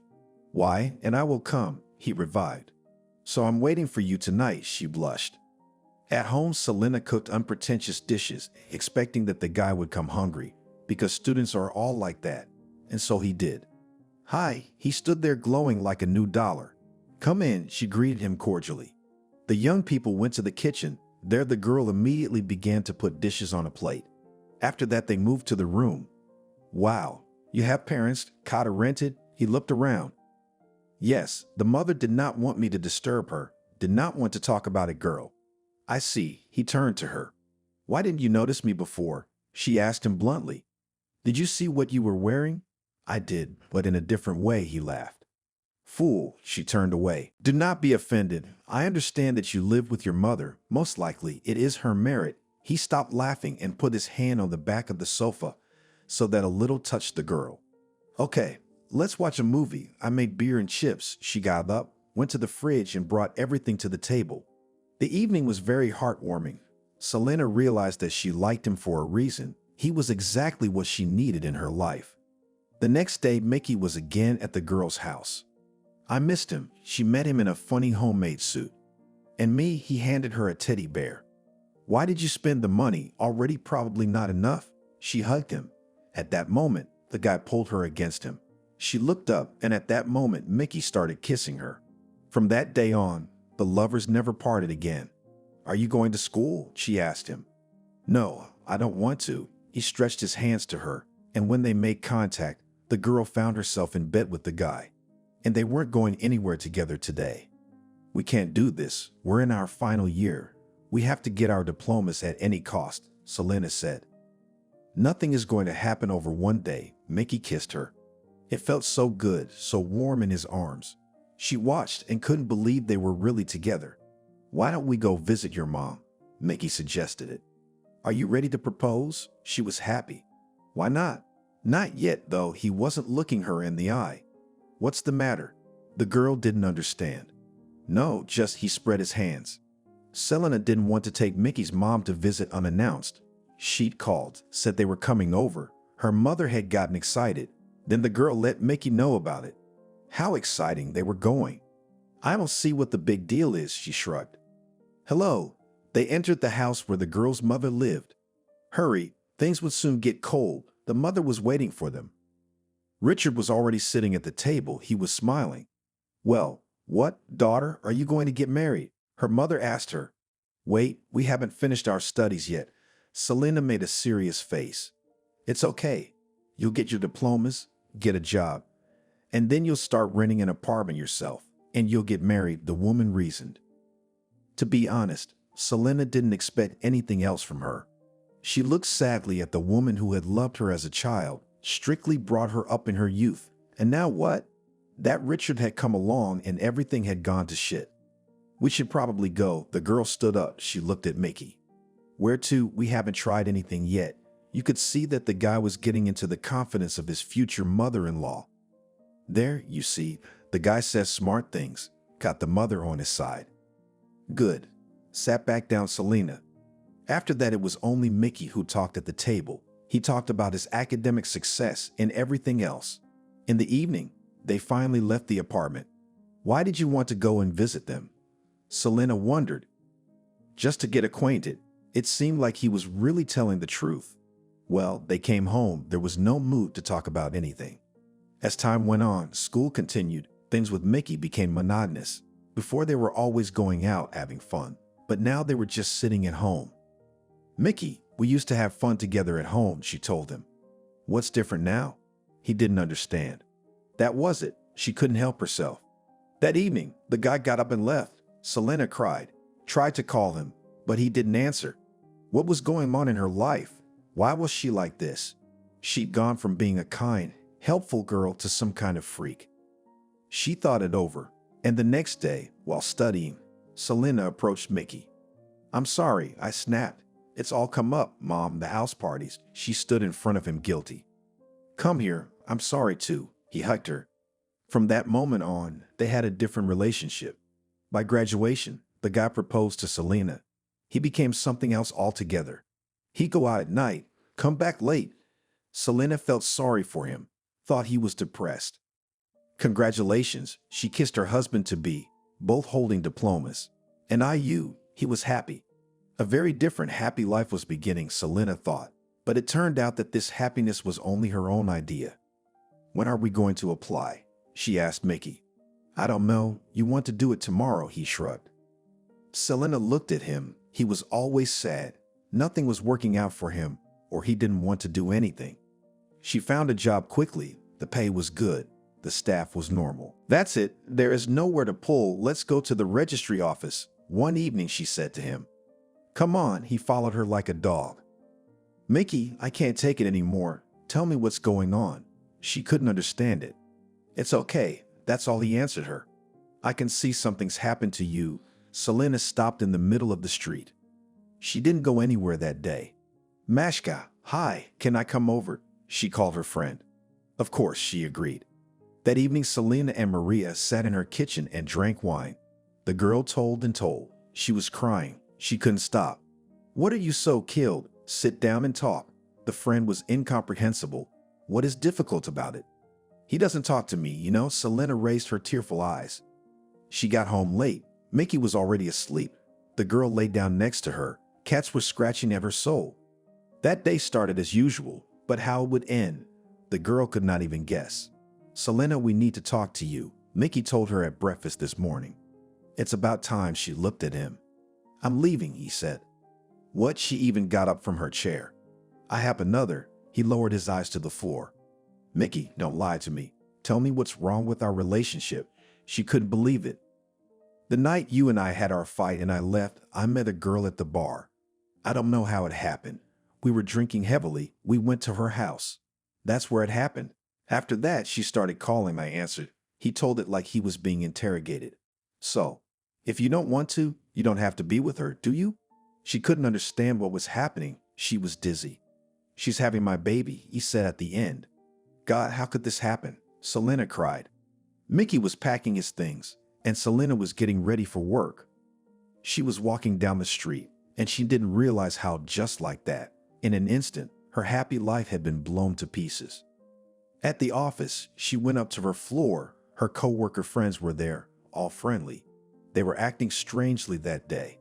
Selena, come in to see me, her boss called out to her. Yeah, she came to see her. You see, there is a redundancy and I have to fire you because you are new. You have just arrived, said the boss, and Selena's ears were ringing so loudly that she couldn't listen anymore. She gathered her things, which weren't much, and went home. It was cold outside, but she didn't feel it. When she approached her driveway, she saw a homeless woman lying in the snow. At first, the girl passed by. She didn't want to get involved. But when she entered the entrance, she stopped. And it's me, she said out loud. Today, I was thrown out on the street like that. First by a guy and then at work. She turned around, walked out of the entrance, and approached the poor guy. Can you stand up? She leaned over her. When the woman did not answer, she dragged her into the entranceway, which she managed with difficulty.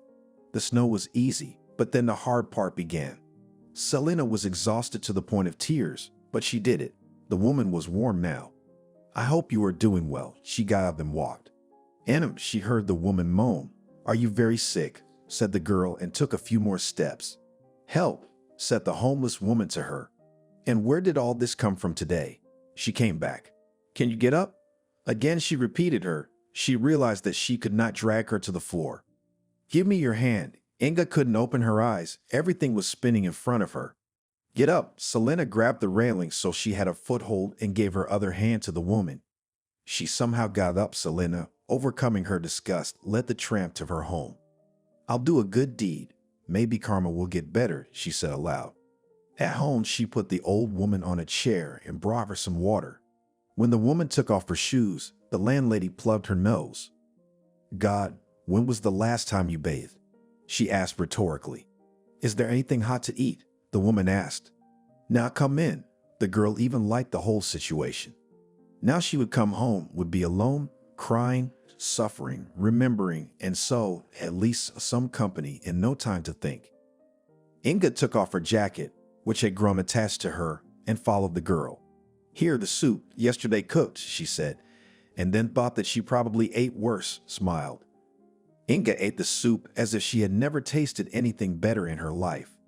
Take your things off, I'll throw them away and find you something else, Selena asked, because when they got into the warmth, they started to smell so fragrant it made her eyes water. Wow. She saw the scars on the tramp's body. You've been through a lot. Don't mind her. Inga was standing in front of her completely naked. Who did that to you? Selena got up, went to the room, brought a robe, but did not give it back, but made the old woman go to wash herself. Why did you let me in? Inga asked the girl. I could steal something from you. Take it. She waved her hands. No, I don't need anything. Thanks for everything. Can I have my jacket back? She got up from the chair. No, I will not let you go anywhere. The landlady realized that today in this woman she found salvation from her suffering. You have a husband, children. How will they understand all this? Asked Inga. I have no one. At this point, all the pain came to her throat, and she burst into tears. Don't. Inga wanted to approach her, but she understood that she could be unpleasant to this young person. It was all right, and she began to pour out what had happened to her. Everyone's life is hard, Inga said. Yes, I would never have thought that this could happen to me, the girl sobbed one last time. It seemed that all the resentment that was there came out with those tears. Maybe I should go after all, Inga asked. No, stay. Live a little. Tell me your story. It will be easier. At some point in her head, a stray thought flashed through her mind. What if she just lacks a caring mom who could listen to her in the kitchen and feel sorry for her? Thank you. You're a very kind person, the woman said. Selena made her a bed on the floor and lay down on the bed herself. They did not speak again that evening. Both were exhausted. They went to bed. In the morning, Selena didn't need to be anywhere else. She got up and smelled the smell from the kitchen. What are you doing here? She walked in and saw the cheesecakes on the table. She took one, and though it was very hot, she took a bite. Heat. Don't hurry, said the woman gently.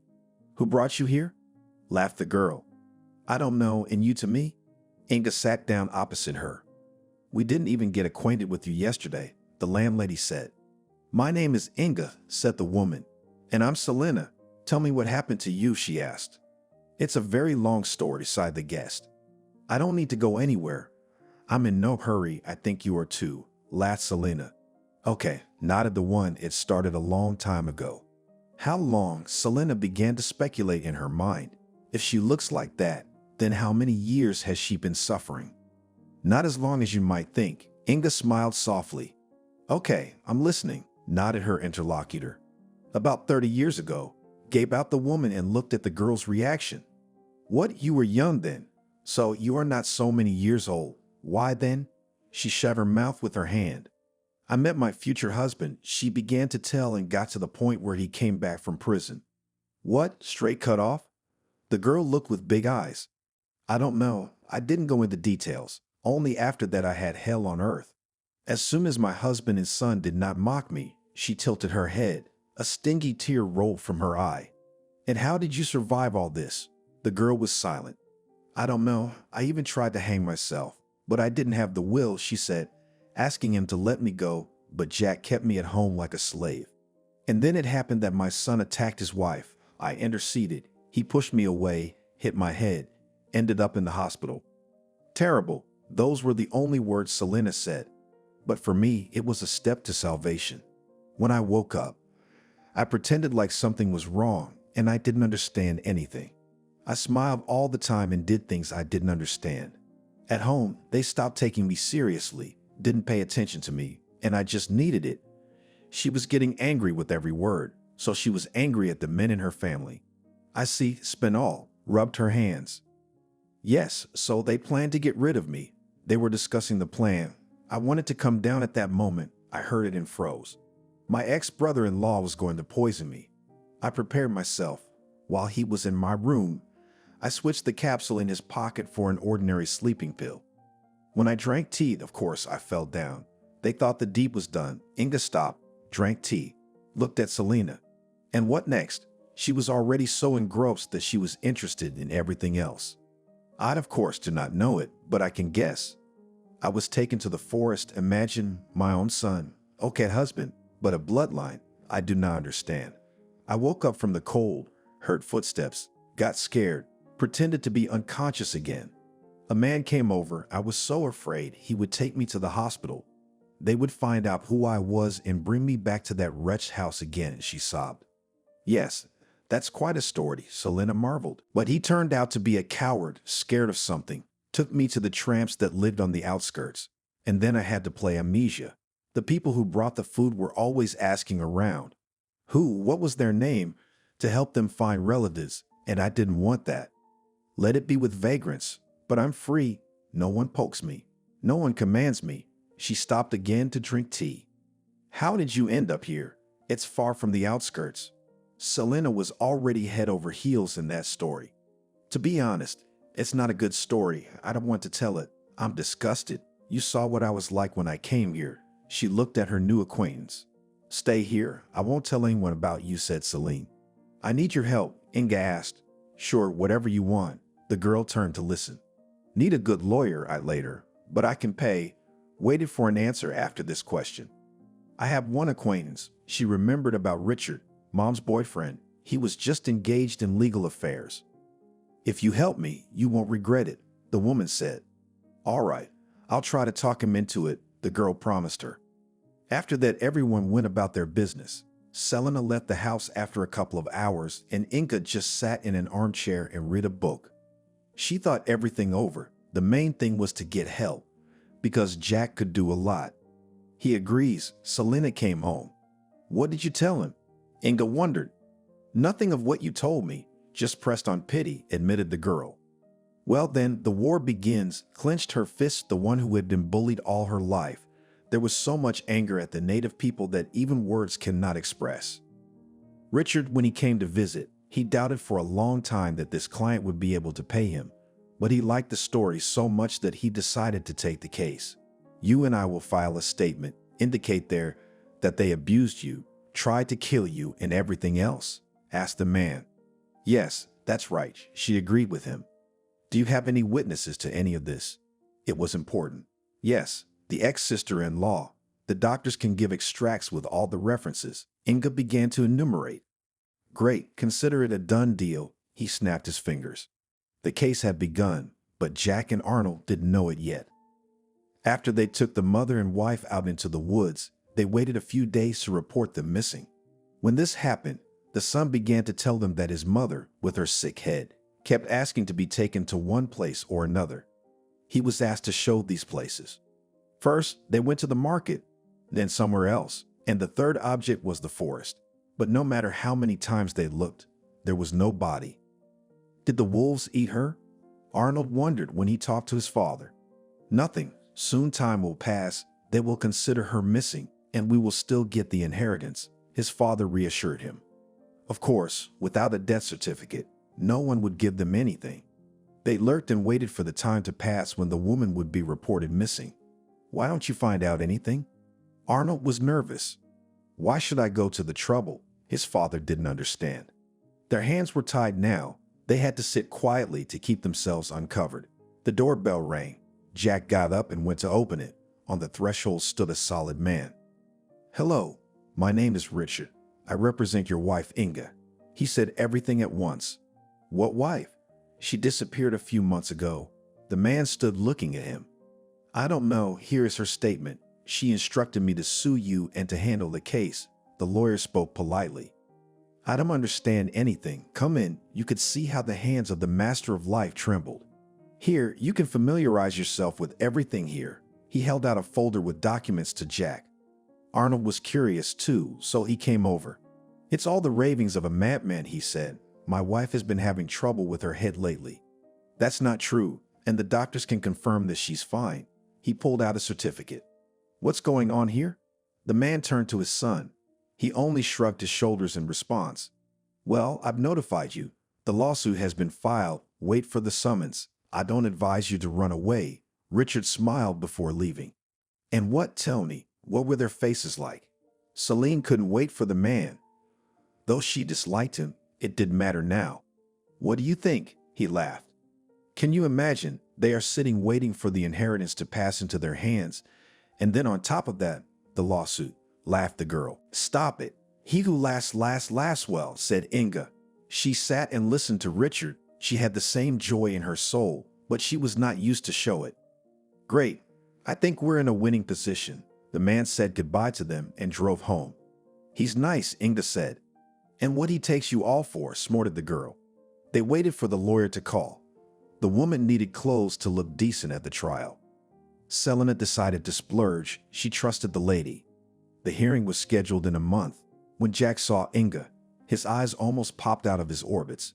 She wasn't as beautiful as she used to be, but she held herself with pride. Mother, how can you slander your own son? Arnold shouted at her. And when you beat and humiliated her, did you think about it? Selena put in her word. Who are you? Who are you anyway? You've got your mom's money, so you made it all up. They shouted until they were stopped. Richard was the one who had it all in his hands. The men were sentenced to 12 and 13 years. They kept their heads down and sat like that for the rest of the trial. I'll get out. I'll kill you. Jack turned to her and gestured it all away. No way, Selena reassured Inga. Arnold was crying. He didn't want to go there at all. He was weak, especially, and his father wouldn't be around. True to form, whispered his mother as he walked past her.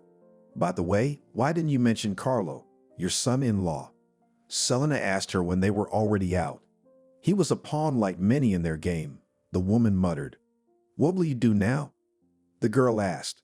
Invite you to visit me. Inga was happy. They had come to this big house that she had dreamed of so much when she was young. Now she hated the place. Wow, Selena walked around admiring it. Baby, don't you think you're getting fat? Or is it something else? The woman asked her. The girl stopped, she thought, counting to herself. It can't be. She looked at the woman as if the woman had told her some universal secret. We should get it checked out, Inga advised her doctor. As Selena left, she would be gone for hours. The woman sat down at the phone. Julia, hi, she dialed her daughter's number. Mommy, you can't imagine how much I've missed you, she cried into the phone. Come home, now everything is calm here, said and smiled the mistress of a huge fortune. With pleasure, but I'm not alone, she stopped talking. Okay, I'll accept anyone, laughed Mom. After that, she did not calm down and called Diana. You? She couldn't believe her ears. Can you come over? Her ex-mother-in-law asked her. I'm not going to your house anymore. The girl began to refuse. Come now, it's my house, reassured her Inga. If so, then wait, promised Diana. Selena returned happy. Even if it's just a small piece of Pasha's life, she said to her new good friend. Will you stay? The woman asked her. What are you suggesting? The girl couldn't believe it. Soon all my dear people will gather. You will give birth. A grandchild will appear. She touched her stomach. I had to pick up a homeless woman in my yard. Selena couldn't believe it. What's the big deal? Kindness is always reciprocated with kindness. Inga hugged her. They began to clean the huge house, which had not been cleaned for many years. A lot of things had been thrown out, rearranged. And let's make separate rooms for everyone, the landlady suggested. What do you mean? The girl didn't understand her. A nursery for the baby, a bedroom for my daughter with a young man, a boudoir for my former daughter-in-law, and for you too. Inga was glad that now she could do everything here as she wanted. I don't believe in all this at all, was still fascinated by Selena. Richard and his wife were also invited to celebrate the housewarming. Julia came with her fiancé. The latter took along a friend who had dreamed of seeing Russia all his life. Diana was also here when Inga told her everything. She couldn't believe it, that it was true. "Selena, can I talk to you?" Michael said in very bad Russian. "Yes, what did you want?" She turned and walked over to him. "Why you?" He corrected her. "Okay," she blushed. "You are very beautiful," he complimented her and led her into the garden. "Are you asking to stay here in our country?" She was joking. "What?" He didn't understand her. "No reason. I'm joking," laughing, she smiled. "You'll make a good couple." She approved of Michael's choice. "Well, how are the rooms?" Selena couldn't wait to find out, because she'd done everything with her own hands. "Great, especially mine," Diana smiled. "Here's what I want to tell you, friends," stood up from the seat Inga. "All invited here can stay here to live. I will not interfere." "It's embarrassing," said Diana. "It's okay. You've suffered so much for my son. You need to live like in paradise," said her former mother-in-law. "What about you?" Richard asked Selena. "While Michael is here, I'll stay, and then we'll see." They held hands. "Look how two people could make so many people happy. They should have just disappeared." The woman laughed. They sat back down at the table and talked and laughed for a long time more. Selena stayed to live with Inga. Things worked out well for them with Michael.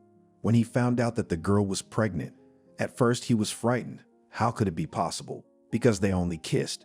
In fact, he was so funny. For a while they went to this place to make the documents and then came back. "Here we go," Selena screamed in the middle of the night. A car arrived quickly and the girl was taken to the maternity hospital. A large number of people waited outside the hospital to see how it would go. "I never thought that my daughter would have such a big family," her mother said. She finally realized that she had behaved wrongly. "Look," Richard pointed at the girl in the white coat who was coming toward them. "What? Who?" The customers started clamoring. "I congratulate you. You have a grandson, a son, a nephew." She moved her gaze from one person to another. "Thank you, Selena. Congratulations." They all started shouting together. "Now you better go home and tomorrow morning come back. The young mother needs to rest," the nurse advised them. "Okay, see you tomorrow." Everyone went to Inga's house. It didn't matter that it was night. Now this group was so united, stronger than some family ties. "My dears, I invite you to the table." They entered the hall of the big house.